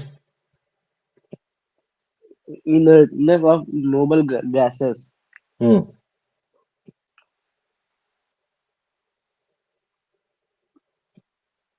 पहला ऑप्शन है कि क्योंकि उनका एटॉमिक नंबर काफी ज्यादा होता है। दूसरा ऑप्शन है क्योंकि उनके एटम्स जो होते हैं वो अनस्टेबल होते हैं इलेक्ट्रॉनिक अरेंजमेंट में। तीसरा ऑप्शन है क्योंकि उनकी इलेक्ट्रॉनिक अरेंजमेंट काफी स्टेबल होती है, जिसकी वजह से तुम्हारा आउटर मोस्ट इलेक्ट्रॉन तुम्हारे रिएक्ट नहीं करते। चौथा ऑप्शन है जो कि हमें ये बता रहा है कि हाँ देखो, उसका जो न्यूक्लियस होता है उसमें जो तुम्हारे न्यूट्रॉन्स ही केवल कंटेन होते हैं, इस वजह से। भैया ऑप्शन सी। ऑप्शन सी है ना, क्योंकि भैया आउटर मोस्ट इलेक्ट्रॉन में उसके जो इलेक्ट्रॉनिक अरेंजमेंट है वो स्टेबल हो रखी है, क्योंकि उसके लास्ट में 8 पाया जा रहा है या तो 2 पाया जा रहा है। के में 2 पाया जाएगा तो स्टेबल कहलाएगा, बाकी अगर तुम्हारे अदर शेल है तो उसमें पाया जाएगा तो स्टेबल कहलाया जाएगा, जिसकी वजह से वो हो रखा है। ये आ जाओ, अब इसका आंसर बता दो अभिषेक। According to the table, what number of electrons the outermost shell, valence shell of the noble gases krypton Kr बताओ। 8? 8 याद रख लेना, केवल तुम्हारा हीलियम ही है जिसके इसमें 2 पाए जाते हैं, बाकी जितने भी तुम्हारे नोबल गैस है सबके इसमें क्या पाए जाएंगे? तुम्हारे 8 ही पाए जाते हैं, है ना। ये आ जाओ, अब इसका आंसर बता दो Kuldeep. Which noble gas has an outermost shell electron arrangement of 2 electrons instead of 8 while being chemically unreactive? Helium. Helium, very good. आ जाओ दिव्यांशु, इसका आंसर बता दो। ऐसा कौन सा तुम्हारा मतलब इनर्ट गैस है जिसके केवल आउटर मोस्ट शेल में केवल 2 ही इलेक्ट्रॉन पाए जाते हैं, बाकी सबके 8 पाए जाते हैं? भैया ऑप्शन सी, हीलियम। गुड है ना, ये हो गया। आ जाओ, अब इसका आंसर बता दो यश, कि कौन सा टर्म डिस्क्राइब किया गया है अरेंजमेंट को लेकर जब भी किसी के 8 इलेक्ट्रॉन आउटर मोस्ट शेल में आ जाते हैं? वो है भैया duplet of option B. Of, very good, octet of electron. Good, आ जाओ, अब इसका आंसर बता दो यश और Abhishek. What is the maximum number of electrons the outermost shell of any atom can generally accumulate for stability? Assume it is not the K shell. 8 electrons. 8 electrons है ना, अच्छा ठीक है, गुड। आ जाओ, अब इसका आंसर बता दो ये Kuldeep. What is the chemical significance of an atom having 8 electrons hmm and octet in its outermost shell? मान लो कि तुम्हारे आउटर मोस्ट शेल में अगर 8 इलेक्ट्रॉन आ रहे हैं, तो ये केमिकली क्या सिग्निफिकेंस रखता है? मतलब कि क्या तुमको बताना चाहता है कि भाई वो एटम इलेक्ट्रिकली Atom चार्ज है, केमिकली रिएक्टिव है, valence केमिकली stable. स्टेबल है, या केमिकली अनरिएक्टिव है, या फिर तुम्हारा डी की एटॉमिक नंबर उसका चेंज हो गया? Yeah, option C. गुड है ना, ये हो गया। आ जाओ दिव्यांशु, इसका आंसर बताओ कि क्या टर्म यूज करते हैं उस स्टेबल अरेंजमेंट का उस एटम के लिए जिसके आउटर मोस्ट शेल में के इलेक्ट्रॉन में 2 आ जाते हैं? Octet of electron, diatomic arrangement, duplet of electron, या के शेल स्टेबलाइजेशन? भैया डुप्लेट ऑफ इलेक्ट्रॉन्स। है ना, देख रहे हो यहाँ डायटोमिक भी लिखा है, के शेल स्टेबलाइजेशन। तो कोई यही सोचेगा कि अबे स्टेबल स्टेबल ये वाला आंसर हो, गड्डी लगा दो आगे, है ना। ये तो ये सब नहीं करना है। आ जाओ यश, इसका आंसर बताओ। In which specific conditions is having two electrons in the outermost shell considered a stable electron arrangement? हम्म भैया option B. Only when the outermost shell is good. the K shell and there is no other hmm electron shells present. Present है ना, मतलब कि अगर आपके outer most shell के है तो उसमें अगर 2 इलेक्ट्रॉन है तभी आप स्टेबल एक इलेक्ट्रॉनिक अरेंजमेंट अचीव कर पाओगे, हीलियम जैसे ही। ये आ जाओ, अब इसका आंसर बता दो अभिषेक। Which element is treated as the only inert gas that naturally achieves stability by having a duplet of electrons in its outermost shell? Helium. Helium. Question क्या बोला कि कौन सा एलिमेंट है जिसके पास नेचुरली ही stability provided in the form of duplet of electron in its outermost shell. तो तुम्हारे हीलियम है, क्योंकि के शेल के इसमें दो पाए जाते हैं। बाकी तुम्हारा लिथियम हो गया, तुम्हारा मतलब क्या कहते हैं वो हो गया, उसके बाद तुम्हारा वो उसके बाद तुम्हारा क्या आता है ये क्या नाम है उसका, वो हाइड्रोजन हो गया। तो ये हीलियम जैसा बिहेव करते हैं, लेकिन हीलियम खुद ही अपने आप में स्टेबल हो रखा है, क्योंकि इसका आउटर मोस्ट के शेल में दो इलेक्ट्रॉन पाए जा रहे हैं। ये अब इसका आंसर बता दे Kuldeep. I are the noble gas chemically unreactive because they are very stable electron arrangement with 8 or 2 electrons in the outermost shell. Good है ना, ये हो गया। आ जाओ अब इसका आंसर बता दो दिव्यांशु कि जनरली इम्पॉसिबल होता है outer most electron, noble gas के जितने भी आउटर मोस्ट इलेक्ट्रॉन होते हैं उनको पार्टिसिपेट कराना केमिकल रिएक्शन में, ऐसा क्यों है? ठीक है, पहला वाला बोल रहा है क्योंकि मतलब क्या कहते हैं कि हम लोग उनको ऐड तो कर सकते हैं लेकिन रिमूव नहीं कर सकते इलेक्ट्रॉन को। दूसरा बोला है कि नहीं, पॉसिबल ही नहीं है कि आप रिमूव करो ऐड करो, इसी वजह से केमिकल रिएक्शन में पार्टिसिपेट ही नहीं करते, तभी उनकी आउटर मोस्ट सेल कंप्लीटेड रहती है, स्टेबल माना जाता है। और सी बोल रहा है कि क्योंकि भैया उनकी आउटर मोस्ट सेल केवल के ही होती है, इलेक्ट्रॉन केवल के ही सेल में लोकेटेड होते हैं। डी ऑप्शन बोला है नहीं भैया, क्योंकि उनके जो इलेक्ट्रॉन होते हैं उनके पास काफी कम एनर्जी होती है रिएक्ट करने के लिए। भैया ऑप्शन बी। हाँ, ऑप्शन बी याद रख लेना। अगर तुम्हारे पास अभी तुमको अभी बताएंगे, अभी रुक जाओ उसको बताएंगे, ठीक है? यश उसको बताओ। What term is used to describe the nature of inert gases which exist as single atom in the free state? हम्म भैया ऑप्शन बी। अच्छा, मतलब कि जो तुम्हारी तुम बताओ ये अभिषेक।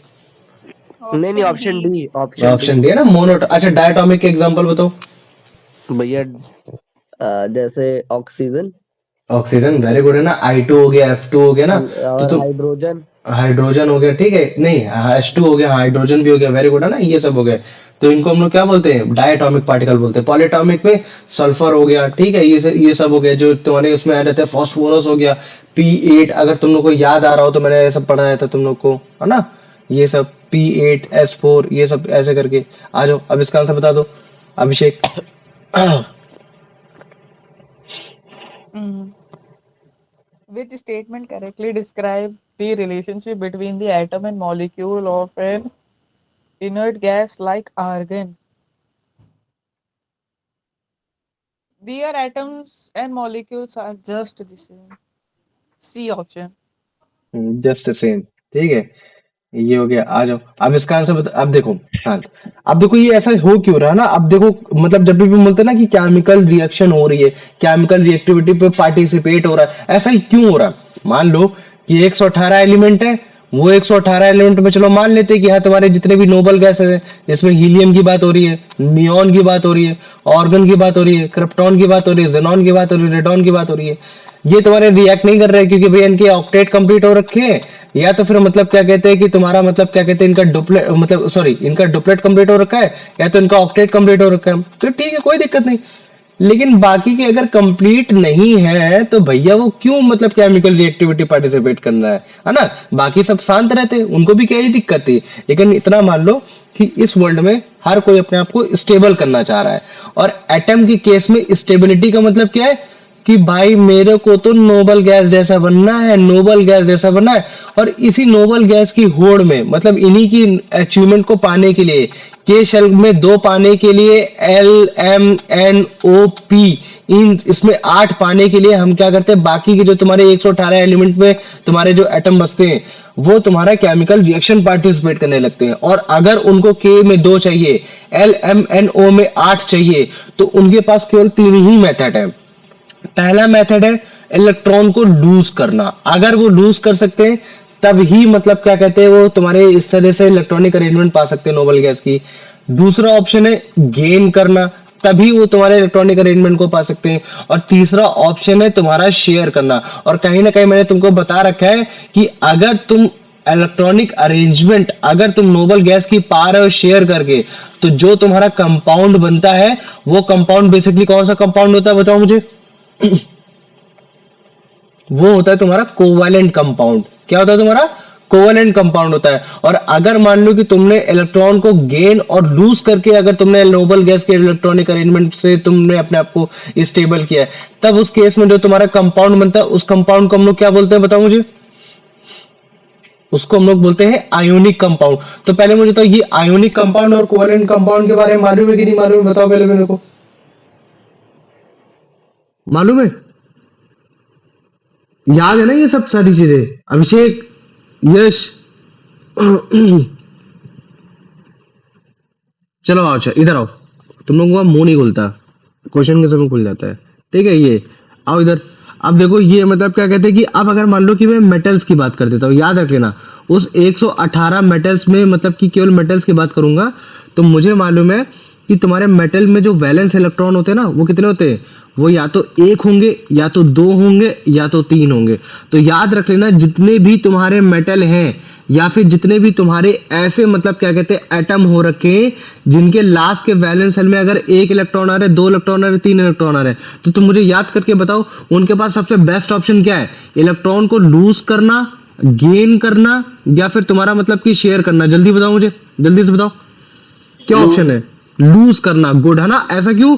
क्योंकि भैया एनर्जी कंसिडरेशन वो यही कर सकते हैं। जब वो इस तरीके से एनर्जी लूज कर देंगे तो जो उनकी प्रीवियस वाली मतलब क्या कहते हैं वो होगी, प्रीवियस वाली शेल होगी, वो उनकी मतलब क्या हो जाएगी, फिर वो उनकी आउटर मोस्ट शेल हो जाएगी। और अगर मैं उस आउटर मोस्ट शेल को देखूंगा ना ध्यान से, तो मुझे पता चलेगा कि उसमें 8 इलेक्ट्रॉन है, तब वो जाके मतलब क्या कहते हैं नोबल गैस जैसा तुम्हारा बिहेव कर रहे होंगे, है ना। अब अगर मान लो कि मैं नॉन मेटल्स की बात कर देता हूँ, या फिर मान लो कि मैं कुछ उस एटम्स की बात कर देता हूँ जिनके लास्ट में जो वैलेंस शेल में तुम्हारे इलेक्ट्रॉन पाए जाते हैं, वैलेंस इलेक्ट्रॉन पाए जाते हैं, वो है 5, वो है 6, वो है 7, तो मुझे बताओ उनके पास क्या ऑप्शन है अपने आप को स्टेबल करने का?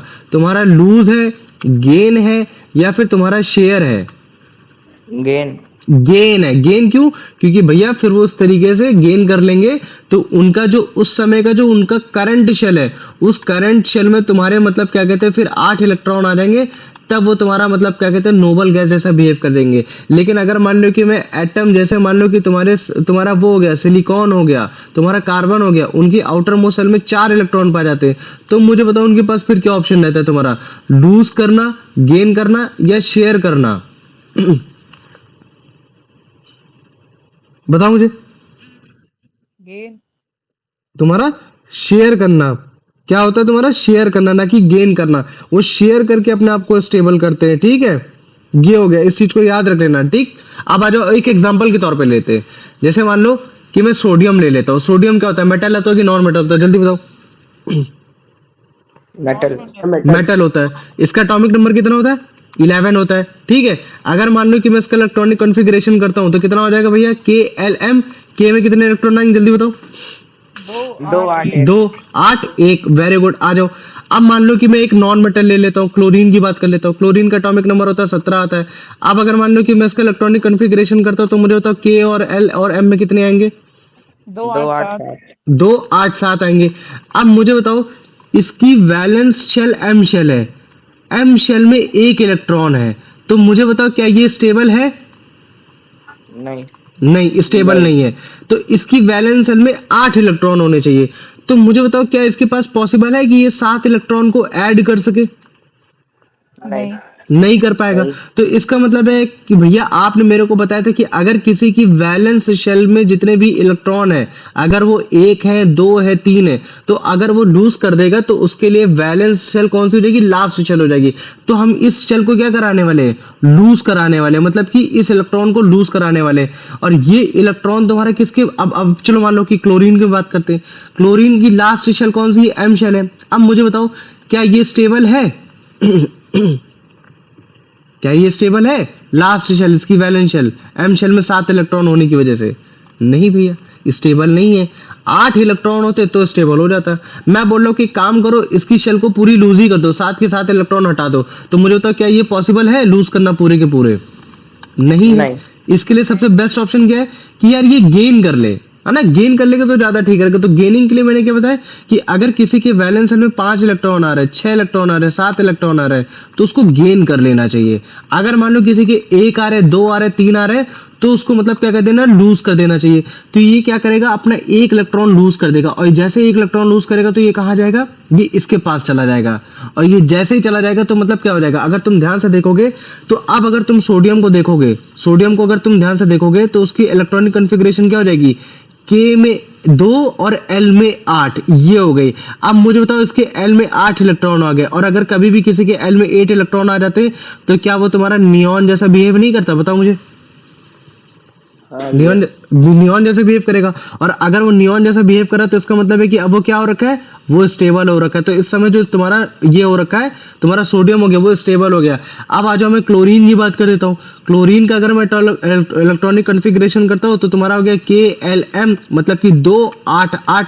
अब मुझे बताओ अगर किसी के M शेल में 8 इलेक्ट्रॉन आ गए तो वो अब स्टेबल हो गया कि नहीं हो गया? मतलब कि अब वो ऑर्गन जैसा बिहेव कर रहा है, तो इसका मतलब है कि अब वो हो गया, ठीक है। लेकिन भैया ये एक साथ कंपाउंड कैसे बना लेते हैं? तो मैंने तुमको बताया कि भैया इलेक्ट्रॉन और तुम्हारे प्रोटॉन एकदम इक्वल होते हैं। क्या होते हैं? किसी भी एटम में अगर मैं देखूं न्यूक्लियस में इलेक्ट्रॉन, तुम्हारे प्रोटॉन और तुम्हारे शेल्स में इलेक्ट्रॉन, वो सब इक्वल होते हैं। तो मुझे बताओ अगर तुम्हारे सोडियम में कभी भी 11, अगर मान लो कि इसका एटॉमिक नंबर सोडियम का लिखता हूं मैं 11 लिखता हूं, तो इसका मतलब क्या है कि भैया 11 इलेक्ट्रॉन है, 11 प्रोटॉन है। तो मुझे बताओ हमने लूज क्या किया? इलेक्ट्रॉन लूज किया। तो अगर मैंने एक इलेक्ट्रॉन लूज किया तो मतलब कि मेरे पास ज्यादा क्या चीज हो रखा है? एक प्रोटॉन हो रखा है कि नहीं हो रखा है? तो फिर ओवरऑल जो चार्ज आ जाएगा सोडियम में, वो किसका आएगा? पॉजिटिव का आएगा या निगेटिव का आएगा? बताओ मुझे। नेगेटिव। पॉजिटिव का आएगा। क्यों आएगा? क्योंकि भैया उसने एक इलेक्ट्रॉन लूज किया। देखो जब भी तुम एक इलेक्ट्रॉन लूज कर रहे हो तो इसका मतलब है कि तुम्हारे पास क्या चीज ज्यादा हो गई। जैसे मान लो कि मैं बोलता हूँ कि तुम्हारे पास साइंस की किताब है, तुम्हारे पास मैथमेटिक्स की किताब है, और मैं बोलता हूँ कि तुम्हारी मैथमेटिक्स की किताब कभी भी जाने वाली नहीं तुम्हारे पास से, तुम्हारे पास हमेशा साइंस की किताब आएगी ही आएगी, ये चीज है। और मैं तुमसे बोलता हूँ कि चलो ठीक है, एक बार ऐसा केस हुआ जिस समय तुम्हारे पास साइंस की किताब कम हो गई और मैथ की किताब ज्यादा हो गई, तो तुम अपने ऊपर क्या बोलोगे कि यार मेरे पास मैथ का भार ज्यादा हो गया। ठीक ऐसा ही होता है। जैसे मान लो कि सोडियम हो गया, सोडियम का इलेक्ट्रॉनिक कॉन्फ़िगरेशन करते हैं, मतलब कि 11 एटॉमिक नंबर होता है, मतलब कि इलेक्ट्रॉन और प्रोटॉन 11 11 होते हैं। तो चार्ज अभी इसके ऊपर कितना है? 0 हो रखा है, मतलब कोई भी चार्ज नहीं हो रखा। लेकिन अगर मान लो कि तुमने एक इलेक्ट्रॉन लूज कर लिया तो इसका मतलब है कि प्रोटॉन अभी एक ज्यादा है, और अगर प्रोटॉन एक ज्यादा है तो मैं ये बोल सकता हूँ कि हाँ यार प्रोटॉन के ऊपर एक पॉजिटिव का चार्ज ज्यादा हो रखा है। बताओ मुझे, बोल सकता हूँ ना? हाँ भैया। बोल सकते हो ना? तो इसका मतलब क्या है कि ये तुम्हारा Na पॉजिटिव हो गया। ठीक ऐसे मुझे बताओ Cl का एटॉमिक नंबर 17 हुआ करता था, मतलब कि इलेक्ट्रॉन भी तुम्हारे 17 होते थे, प्रोटॉन भी 17 होते थे, लेकिन मैंने इसको एक इलेक्ट्रॉन ज्यादा दे दिया। तो मुझे बताओ एक इलेक्ट्रॉन ज्यादा होने की वजह से क्या अब इसका चार्ज निगेटिव की तरफ ज्यादा नहीं हो जाएगा? बताओ मुझे। अब हाँ अब भैया। ज्यादा हो जाएगा। और कितना ज्यादा हो जाएगा भैया? एक इलेक्ट्रॉन ज्यादा है तो एक निगेटिव का चार्ज ज्यादा आ जाएगा, तो मतलब कि Cl निगेटिव हो जाएगा। और अगर तुम्हें भी मालूम है कि भैया पॉजिटिव और निगेटिव क्या होता है, तुम्हारे क्या होते हैं? अट्रैक्ट ईच अदर, क्योंकि इलेक्ट्रोस्टैटिक फोर्स हो रखा है। तो जब ये पॉजिटिव निगेटिव एक साथ आएंगे तो तुम्हारा क्या बना देंगे? ये तुम्हारा NaCl बना देंगे। तो ये कुछ इस तरीके से तुम्हारा NaCl कंपाउंड बनता है एक तरीके का, जो कि इस समय क्या है? एक आयोनिक कंपाउंड है। आयोनिक कंपाउंड क्यों है? क्योंकि भैया यहाँ इलेक्ट्रॉन को गेन किया गया है और यहाँ इलेक्ट्रॉन को लूज किया गया है, इसी वजह से यहाँ जो कंपाउंड बन रहा है वो एक तरीके का तुम्हारा एक आयोनिक कंपाउंड बन रहा है। और याद रख लेना, आयोनिक कंपाउंड तुम्हारे मेटल और नॉन मेटल के बीच में बनता है ना, जिसमें मेटल क्या करता है? इलेक्ट्रॉन को लूज करता है, और नॉन मेटल क्या करता है? इलेक्ट्रॉन को गेन करता है। तो मुझे बताओ ये सब समझ में आ गया कि नहीं आ गया? ये फंडामेंटल इतना अच्छे से बताओ। हाँ भैया। आ गया। अब देखो, अब एक दूसरा केस लेके चलते हैं। मान लो कि तुमने इलेक्ट्रॉन को इस बार लूज और गेन नहीं किया, तुमने शेयर किया। और वो शेयर कब हो सकता है भैया? जब आपके लास्ट के शेल में कितने इलेक्ट्रॉन हो? 4 इलेक्ट्रॉन हो।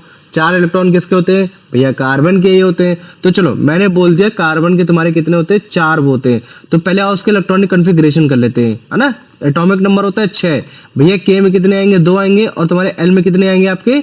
मतलब 4 आएंगे ये। तो देखो जब भी जितने भी तुम्हारे लास्ट के इलेक्ट्रॉन होते हैं ना, हम उन लास्ट के वैलेंस इलेक्ट्रॉन को मतलब क्या कहते हैं? डॉट के फॉर्म में भी रिप्रेजेंट कर सकते हैं। इसी को हम लोग बोलते हैं इलेक्ट्रॉन डॉट स्ट्रक्चर। और ये जो तुम्हारा इलेक्ट्रॉन डॉट स्ट्रक्चर है तुम्हारे क्लास 10th में भी बताया जाएगा, लेकिन तुम लोग अभी से सीख के चलो, ज्यादा अच्छा रहेगा। तो मान लो कि कार्बन है, कार्बन के वैलेंस शेल के इलेक्ट्रॉन कितने? 4 है। तो मैंने इस तरीके से 4 बता दिए।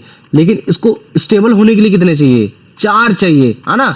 अब भैया ये लूज नहीं कर सकता, लूज नहीं कर, अगर लूज कर देता तो K में भैया 2 हो जाते तो ये अपने आप को स्टेबल कर लेता, लेकिन लूज नहीं कर पाएगा ना। तो भैया ये गेन कर पाएगा एनर्जी कंसंट्रेशन की वजह से, तो ये भैया केवल शेयर ही कर पाएगा। तो मैंने बोला अच्छा शेयर कर पाएगा, चल ठीक कोई बात नहीं। मैंने बोला हाइड्रोजन से शेयर करा देते।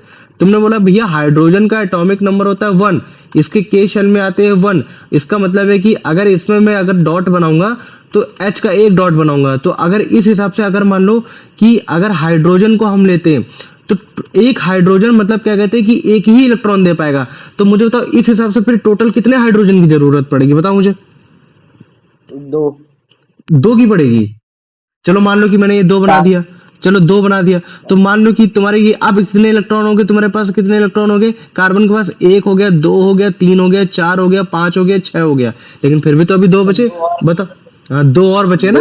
तो इसका मतलब कि हाइड्रोजन अभी 2 और चाहिए। और देखो जैसे तुम्हारे हाइड्रोजन तुम्हारे 2 और आ गए तो कार्बन को क्या लग रहा है कि भाई उसकी वैलेंसी क्या हो गई, 8 की 8 पूरी हो गई। लेकिन मुझे बताओ क्या हाइड्रोजन चाहेगा क्या कि भाई उसकी भी वैलेंसी एक ही हो? वो भी तो चाहेगा कि भाई नहीं मेरे को भी यार 1 2 1 2 1 दोगे तभी तो मेरे पास 2 मतलब क्या कहते हैं कि वो आएगा, मतलब कि कंप्लीट होगी वैलेंसी, 2 होगी तभी तो तुम्हारा हीलियम जैसा बिहेव करेगा। तो अब हाइड्रोजन को भी लग रहा है कि अबे भाई मेरे पास 2 हो गई, हाइड्रोजन को भी क्या लग रहा है कि देखो भाई मेरे पास भी क्या हो गई, 2 हो गई, 2 वैलेंसी पूरी हो गई। तो हाइड्रोजन इस समय अपनी वैलेंसी को कंप्लीट करके हीलियम जैसा बिहेव कर रहा है, हीलियम जैसा सोच रहा है कि यार मैं तो देखो हीलियम जैसा बन गया, हीलियम के पास भी देखो के में 2 हुआ करती थी, मैं स्टेबल हो गया, ये हो गया। ठीक ऐसे कार्बन है, कार्बन भी क्या सोच रहे हैं कि अरे भाई यार मैं भी स्टेबल हो गया, एल में अब मेरे 8 आ गए, और एल में 8 बताओ मुझे किसके पास होते हैं, नियॉन और ऑर्गन में, बताओ जल्दी कौन किसके पास होते हैं एल में 8? नियॉन के पास होते हैं। तो मतलब कि तुम्हारा कार्बन क्या सोच रहा है कि भाई अब मैं नियॉन जैसा बिहेव करके स्टेबल हो गया। तो यहां तुम क्या देख रहे हो कि ये जो तुम्हारा electronic configuration electron dot structure दिखाया गया है, इसमें तुम्हारा 2 एटम, एक कार्बन और एक हाइड्रोजन तुम्हारा आपस में स्टेबल हो रहे हैं। कैसे स्टेबल हो रहे हैं?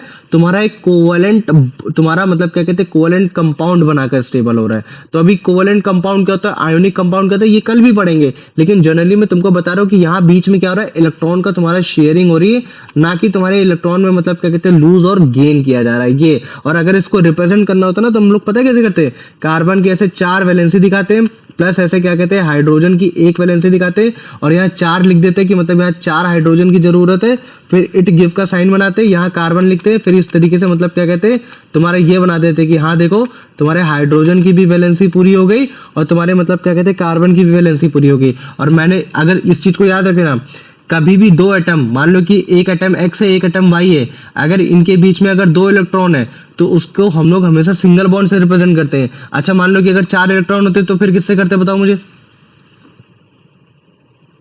Double bond. क्या हो जाता है तुम्हारा? डबल बॉन्ड हो जाता है। और अगर मान लो कि 2 और रख देते तो फिर कितनी एक लाइन आ जाती बताओ मुझे?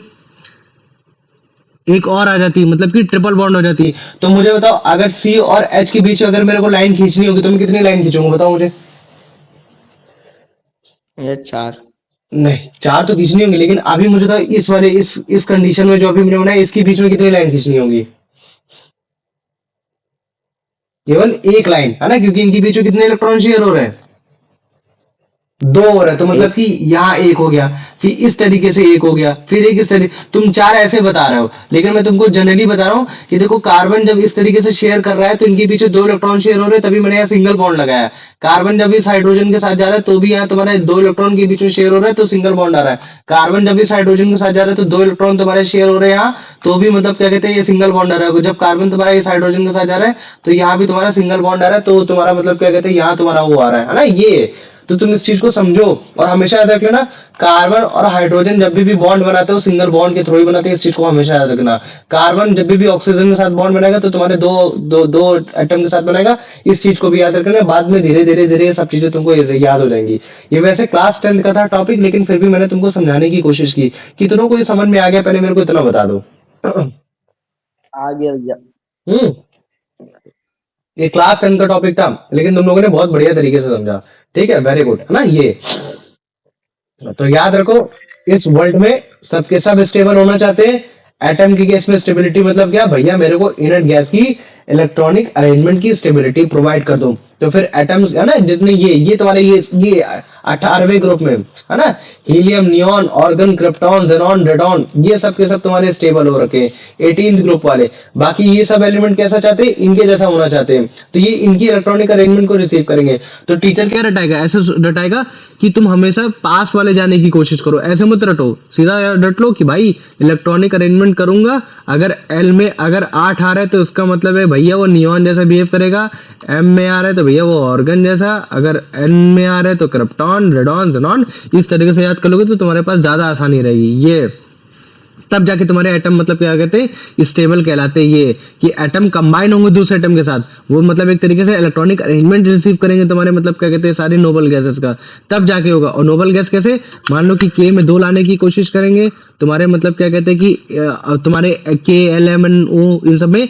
8 लाने की कोशिश करेंगे, ये तब जाके तुम्हारा स्टेबल होगा। और इनके पास करने के तरीके कैसे, 3 तरीके, पहला लूज करके अपने इलेक्ट्रॉन को, दूसरा गेन करके, तीसरा तुम्हारा शेयर करके, इस तरीके से करेंगे, है ना। और ये तुम्हारे लूज कौन करेंगे, जिनके लास्ट में बैलेंस इलेक्ट्रॉन कितने होते हैं, 1, 2, 3, वही तुम्हारे लूज करने वाले हैं, क्योंकि वो गेन नहीं कर सकते, क्योंकि गेन करेंगे तो एनर्जी कंसंट्रेशन उनको मानने को स्वीकार नहीं है ये, ठीक है। और जो तुम्हारे लूज कौन करेंगे, जिनके 5, 6, 7, 8 होते हैं, वो तुम्हारे मतलब क्या कहते हैं गेन करेंगे, ये वो लूज नहीं कर पाएंगे, क्योंकि भैया उनकी हाई एनर्जी रिक्वायरमेंट है, एनर्जी कंसंट्रेशन नहीं हो पाएगा। तो तुम ध्यान से देख पा रहे होगे, अब तुम इसको अच्छे से समझ पाओगे।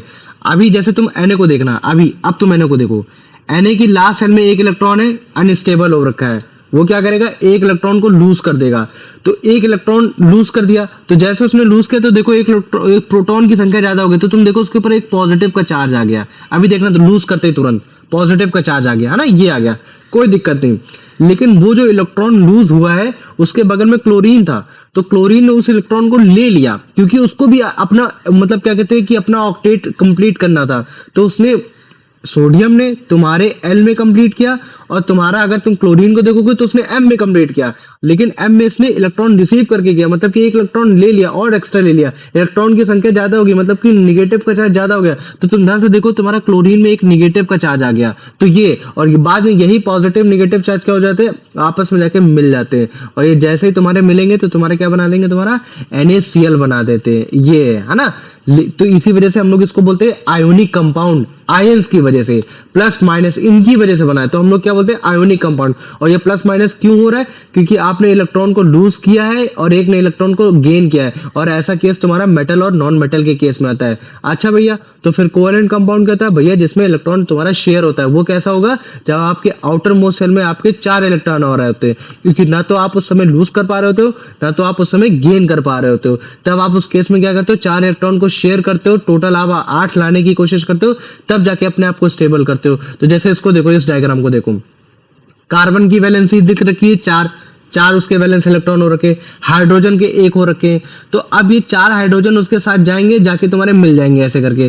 तो अब कार्बन को क्या लग रहा है कि भाई देखो मेरी वैलेंसी पूरी हो गई, 8 के 8 हो गया, मैं तो नियॉन जैसा बिहेव कर रहा हूँ। और हाइड्रोजन को क्या लग रहा है कि भाई देखो मेरे भी 2 वैलेंसी पूरी हो गई, देखो मैं भी तुम्हारा हीलियम जैसा बिहेव कर रहा हूँ, मैं भी स्टेबल हो गया। तो यहाँ तुम्हारे ना तो इलेक्ट्रॉन दिए गए ना तो लिए गए, यहाँ क्या हुए, तुम्हारे इलेक्ट्रॉन शेयर हुए। तो ये जो इलेक्ट्रॉन जब शेयरिंग होगा तो ये भी कंपाउंड है, क्योंकि भैया यहाँ भी एक तुम्हारा कार्बन है और एक हाइड्रोजन है, मतलब मोर देन 1 एटम्स, हाइड्रोजन और कार्बन 2 आ गए। तो यहाँ जो कंपाउंड बनता है उसको हम लोग बोलते हैं कोवेलेंट कंपाउंड। क्या बोलते थे उसको, हम लोग बोलते हैं कोवेलेंट कंपाउंड बोलते हैं। और इसी डायग्राम का तुम्हारा ये तुम्हारा नीचे वाला वर्जन है, जिसको तुम अच्छे से समझोगे। क्या देखो, कार्बन के 4 डॉट ये बता रहे हैं कि उसके लास्ट के इलेक्ट्रॉन कितने हैं। भैया 8 होने चाहिए थे तब स्टेबल होता है। मैंने कहा चलो हाइड्रोजन से पूरा करो, तो उन्होंने भैया हाइड्रोजन का केवल 1 ही होता है तो 1 हो पाएगा, इस तरह से हमें 4 चाहिए होंगे, तो मैंने बोला 4 का मल्टीप्लाई करा दो। तो तुमने कार्बन के अराउंड कार्बन की 1-1 डॉट बना दिए, कार्बन के 1-1 डॉट बना दिए और हाइड्रोजन का 1-1 डॉट बना दिए, तो तुम्हारा ये हो गया। तो हाइड्रोजन को लगा कि भाई उसकी वैलेंसी पूरी होगी, उसकी 2 वैलेंसी पूरी होगी, और तुम्हारे कार्बन को लगा कि भाई उसकी भी वैलेंसी पूरी होगी। और इसी को हम लोग बोलते हैं मीथेन बोल देते हैं, है ना। इसी को क्या बोलते हैं, मीथेन, जिसका फॉर्मूला होता है CH4। ये मीथेन क्या होता है अभी तुम्हें बता देंगे। याद रखो, कभी भी कोई भी कंपाउंड है, कंपाउंड मतलब एक से ज्यादा एटम, अगर वो कंपाउंड में तुम्हारे कार्बन और हाइड्रोजन पाए जा रहे हैं तो तुम हमेशा कार्बन को गिनो। अगर कार्बन 1 पाया जा रहा है तो तुम उसको मेथ से स्टार्ट करोगे। अगर कार्बन तुम्हारा 2 पाया जा रहा है तो तुम उसे हमेशा एथ से स्टार्ट करोगे। कार्बन 3 पाया जाता है तो तुम उसे प्रोप से स्टार्ट करोगे। और भैया ये एन, इन, आइन क्या आ रखा है, तो इनको बोलते हैं हम लोग, मतलब क्या कहते हैं, एल्कीन, एल्केन, एल्काइन बोलते हैं। एन तब वर्ड लगाया जाता है जब आपका सिंगल बॉन्ड आता है, और सिंगल बॉन्ड आप तभी देखोगे जब उनके बीच में मतलब क्या कहते हैं 2 इलेक्ट्रॉन शेयर हो रहे हैं। तो तुम देख रहे हो कार्बन और हाइड्रोजन के बीच में 2 इलेक्ट्रॉन शेयर हो रहे हैं, तभी इनके बीच में मतलब क्या कहते हैं कि एक सिंगल बॉन्ड आ रहा है। हर किसी की केस में तुम्हारा सिंगल बॉन्ड आ रहा है, तभी मतलब हम क्या लगाएंगे, मेथ के साथ हम लोग क्या लगाने वाले, एन लगाने वाले, तभी इसका जो तुम्हारा नाम आ रहा है वो मीथेन आ रहा है। ये तो पहले मुझे बताओ, इतना समझ में आ गया कि नहीं आ गया, ये इसमें किसी को कोई डाउट है भाई बताओ। बहुत अच्छे से बताया, क्लास 9 में कोई भी नहीं बताता ये सारी चीजें। बताओ आया आ गया, चलो वेरी गुड। अब आओ इसका आंसर बता दो। यश बताओ। What is the fundamental driving force that causes atom to combine with one another to form chemical compound? बताओ। ये ऑप्शन सी। क्योंकि वो स्टेबल होना चाह रहे हैं। Electronic electron dot arrangement neon मतलब ऑर्गन नियॉन क्रिप्टॉन ज़ेनॉन मतलब नोबल गैस जैसा। आ जाओ दिव्यांशु बेटा इसका आंसर बताओ। What electron arrangement in the outermost shell signifies stability of most atoms? हम्म भैया ऑप्शन बी। क्वेश्चन ये बोल रहा था कि मुझे बताओ कि आउटर मोस्ट शेल तुम्हारा सिग्निफाई स्टेबिलिटी कब कर रहेगा, जब भैया उसके आउटर मोस्ट शेल अगर के है तो उसमें 2 इलेक्ट्रॉन पाए जा रहे हो, और अगर आउटर मोस्ट शेल आपकी अदर है तो एल एम एन उसमें अगर आपके 8 इलेक्ट्रॉन पाए जा रहे हो तब, है ना। ये आ जाओ अब इसका आंसर बता दो।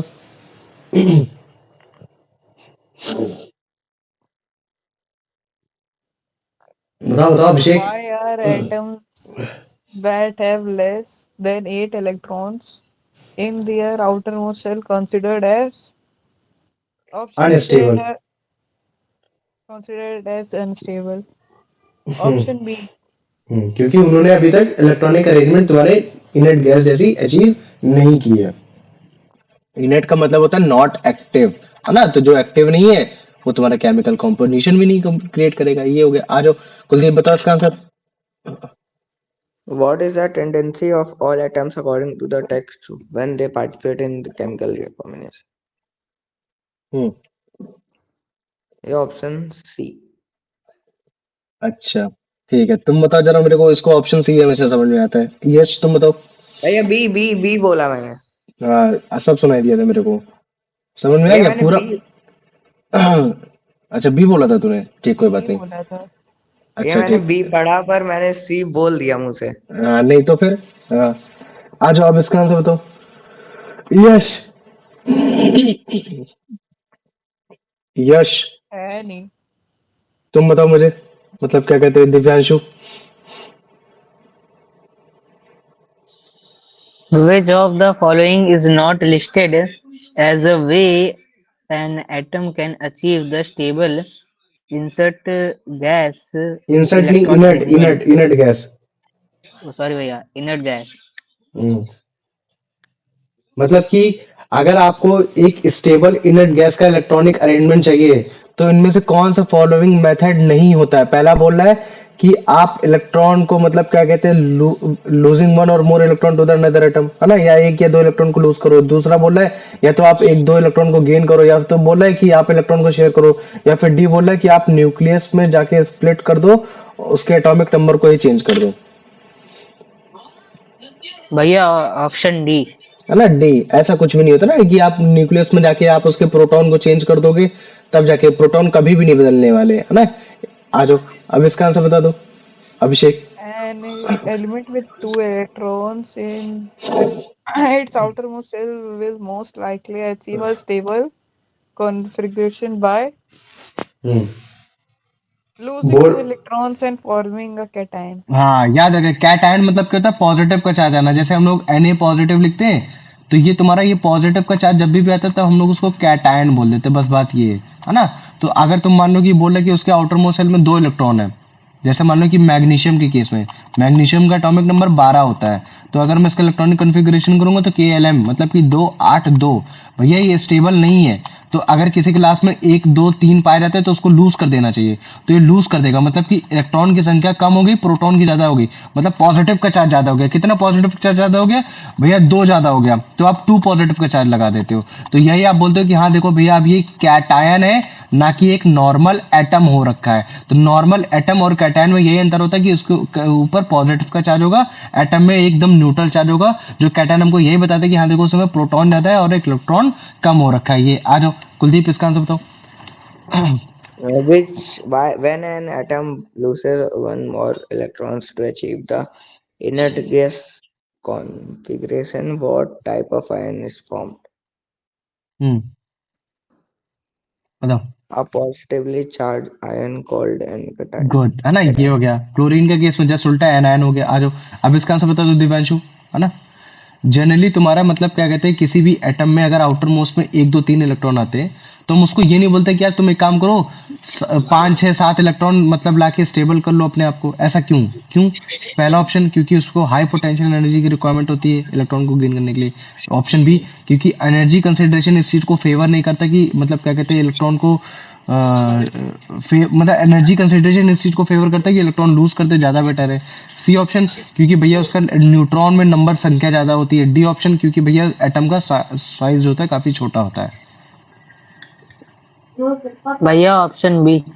ऑप्शन बी, है ना, ये हो गया। चलो आ जाओ, अब इसका आंसर बता दो अभिषेक। An element with 7 electrons in its outermost shell will most likely achieve stability by gaining 1 electron and forming an anion. Good word. आ जाओ, अब इसका आंसर बता दो Kuldeep. What is the method an element with 4 electrons in its outermost shell must use to achieve the stable inert gas electron arrangement? Hmm, It must share its 4 outermost electrons with other atoms. Good, है ना, ये। आ जाओ, अब इसका answer बता दो दिव्यांशु कि जिन जिन भी एटम के ऊपर 4 इलेक्ट्रॉन्स होते हैं मतलब 4 वैलेंस इलेक्ट्रॉन होते हैं ना तो वो लूज करते हैं ना तो गेन करते हैं, क्यों?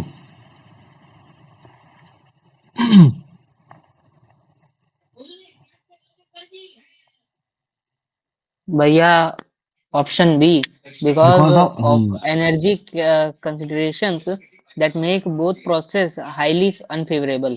गुड, है ना। आज केवल बस इतना ही रखेंगे वरना बाकी चीजें ना तुम्हें बाउंस करने लगेगी। आता सब कुछ है, valency valence type of valency तो ये कल हम बता देंगे ये चीजें। तो आओ पहले मैं लिख देता हूँ what is valence shell and valence electron. ठीक है, explain with the example sodium. ठीक, ये आराम से हो गया तुम्हारा 3 मार्क्स का हो गया। ठीक है, इसमें कोई भी ज़्यादा झंझट नहीं होगा। ठीक है, फिर उसके बाद मैं क्वेश्चन नंबर 2 लिखूंगा। फिर क्वेश्चन नंबर 2 ये हो जाएगा तुम्हारा, ये हो गया। ठीक है, atoms like nitrogen and phosphorus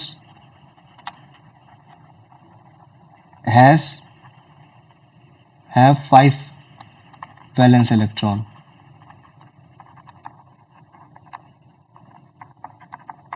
Explain with diagram and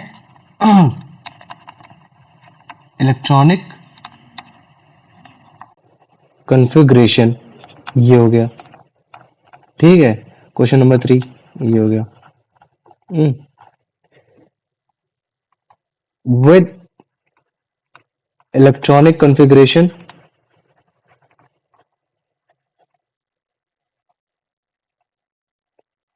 find valence shell and valence electron of। ठीक है, अब लिखते हैं इसमें तुम्हारा। ठीक है, लिथियम हाइड्रोजन सोडियम, नहीं नहीं नहीं नहीं, नहीं तुम्हारा पोटेशियम। ठीक है, फिर उसके बाद 1 2 3, फिर उसके बाद चौथा तुम्हारा लिखते हैं तुम्हारा मान लो कि बेरिलियम। ठीक है, बेरिलियम। फिर तुम्हारा 5वां लिखता हूँ मैं तुम्हारा मतलब क्या कहते हैं कि ये कैल्शियम। ठीक है, फिर तुम्हारा मान लो कि छठा मैंने लिख दिया तुम्हारा कार्बन। ठीक है, ये और तुम्हारा 7वां मैं लिख देता हूँ तुम्हारा ऑक्सीजन। ठीक है, और तुम्हारा एक 8वां भी लिख देता हूँ मैं मतलब क्या कहते हैं कि तुम्हारा ये फ्लोरीन। ठीक है, ये तुम्हारा फ्लोरीन हो गया। और फिर तुम्हारा 9वां लिख देता हूँ मैं तुम्हारा मतलब क्या कहते हैं एक ऑर्गन हो गया। ठीक है, ये हो गया। तो with electronic configuration find valence, हाँ ये हो गया। ठीक है, तो तुमको इनका एटॉमिक नंबर भी याद करने पड़ेंगे, ये सब चीजें करना पड़ेगा ना। ये हो गया। ठीक है, ये तुम्हारा आराम से आ गया 4 मार्क्स का हो गया क्वेश्चन। ठीक है, कितने मार्क्स हो गया? 4 मार्क्स हो गए। चलो ये कंप्लीट हो गया। ठीक है, अब आ जाओ नेक्स्ट क्वेश्चन लिखते हैं तुम्हारा, ठीक है। एक सेकंड इसको भी हटाते हैं, थोड़ा सा आगे कर लेते हैं, ठीक है। क्वेश्चन नंबर 4 हो गया, ये question number 5, what is noble gas और inert gas, how it is different from other elements of periodic table, है ना, एक्सप्लेन। तो तुम इसमें बस केवल इतना ही बताओगे कि ज्यादा ये पार्टिसिपेट नहीं करते ये सारी चीजें ना, ये तो तुम्हारा मतलब मान लो कि तुम्हारा ये 2 मार्क्स का हो गया, ठीक है। Question number 6, electronic configuration of inert gas make them stable, inert electronic configuration of inert gas make them stable as they had completed their duplet and octet, explain with helium, neon, organ, ठीक है। ये हो गया तुम्हारा आराम से 3 marks का हो गया, ठीक है। ये समझ लो, है ना, ये आ गया ना। Question number 6, why noble gas, 2 बार 6 डाल दिया। Why noble gas known as monatomic molecule, ठीक है, मोनोटॉमिक मॉलिक्यूल ना। ये आराम से तुम्हारा 2 मार्क्स का हो गया, ठीक है। अब आ जाओ तुम्हारा मतलब क्या कहते हैं, अगले अगले क्वेश्चन लिखते हैं, ठीक है। फिर अगले क्वेश्चन तुम्हारा कॉज ऑफिस में है ना। Question number 8, what are the ways through which atoms other than noble gas can achieve stability of noble gases, ठीक है। explain with NaCl, explain with NaCl ionic compound ना, आयोनिक कंपाउंड। बेस में तो तुम तीनों बताओगे, लेकिन ऐसे मतलब क्या कहते हैं वो ऐसे सिंपल बताओगे, ठीक है। ये आ गया क्वेश्चन नंबर 9, हाँ, carbon and hydrogen form methane molecule by sharing electron to achieve stability, explain with diagram, है ना। ये तुम्हारा आराम से 3 मार्क्स का हो गया। अब मुझे बताओ इन 9 क्वेश्चन में किसी को कोई भी डाउट हो, ठीक है, बताओ मुझे इन 9 क्वेश्चन में कोई भी डाउट हो, किसी को कोई डाउट है 9 क्वेश्चन में, जल्दी। नहीं भैया। नहीं, चलो वेरी गुड, ठीक है। एक सेकंड को मैं इसको भेज देता हूँ, देखते हैं पहले। पहला क्वेश्चन आसान है, अगर एक बार तुम मान लो कि इसको अगर तुमने मेहनत से समझ लिया ना, जिसने भी पकड़ लिया होगा मेरी बात को, है ना, उसके लिए मान लो कि क्लास 10 बहुत आसान होने वाला, मजाक नहीं कर रहा है। क्लास 10 तुम लोग के लिए, तुम अभी भी क्लास 10 में काफी सारे ऐसे बच्चे होंगे जिनको नहीं आता होगा लिटरली, है ना। तो तुम लोग मतलब क्या कहते हैं, मेहनत करो। तुम लोग का क्लास 10 की साइंस बेटा, तुम लोग कोई टेंशन नहीं तुम लोग की।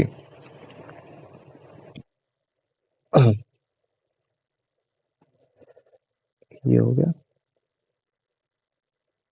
ये इलेक्ट्रॉन डॉट स्ट्रक्चर, ये जो हम लोग पढ़ रहे हैं ना, ये सब तुम्हारे क्लास 10 में आते हैं, है ना। और अभी से अगर तुम लोग सोचो, अगर इनको चलोगे लेकर चलोगे तो कितना बढ़िया रहेगा तुम लोग के लिए, अभी से तुम लोग सब समझ रहे हो, और बेसिक्स तो 9 से तुम्हारी 10th की स्टार्ट हो ही जाती है, लेकिन बस बात वही होता है ना कि बच्चों का इतना माइंड खुला नहीं होता यार अभी। आ जाओ, 1 घंटा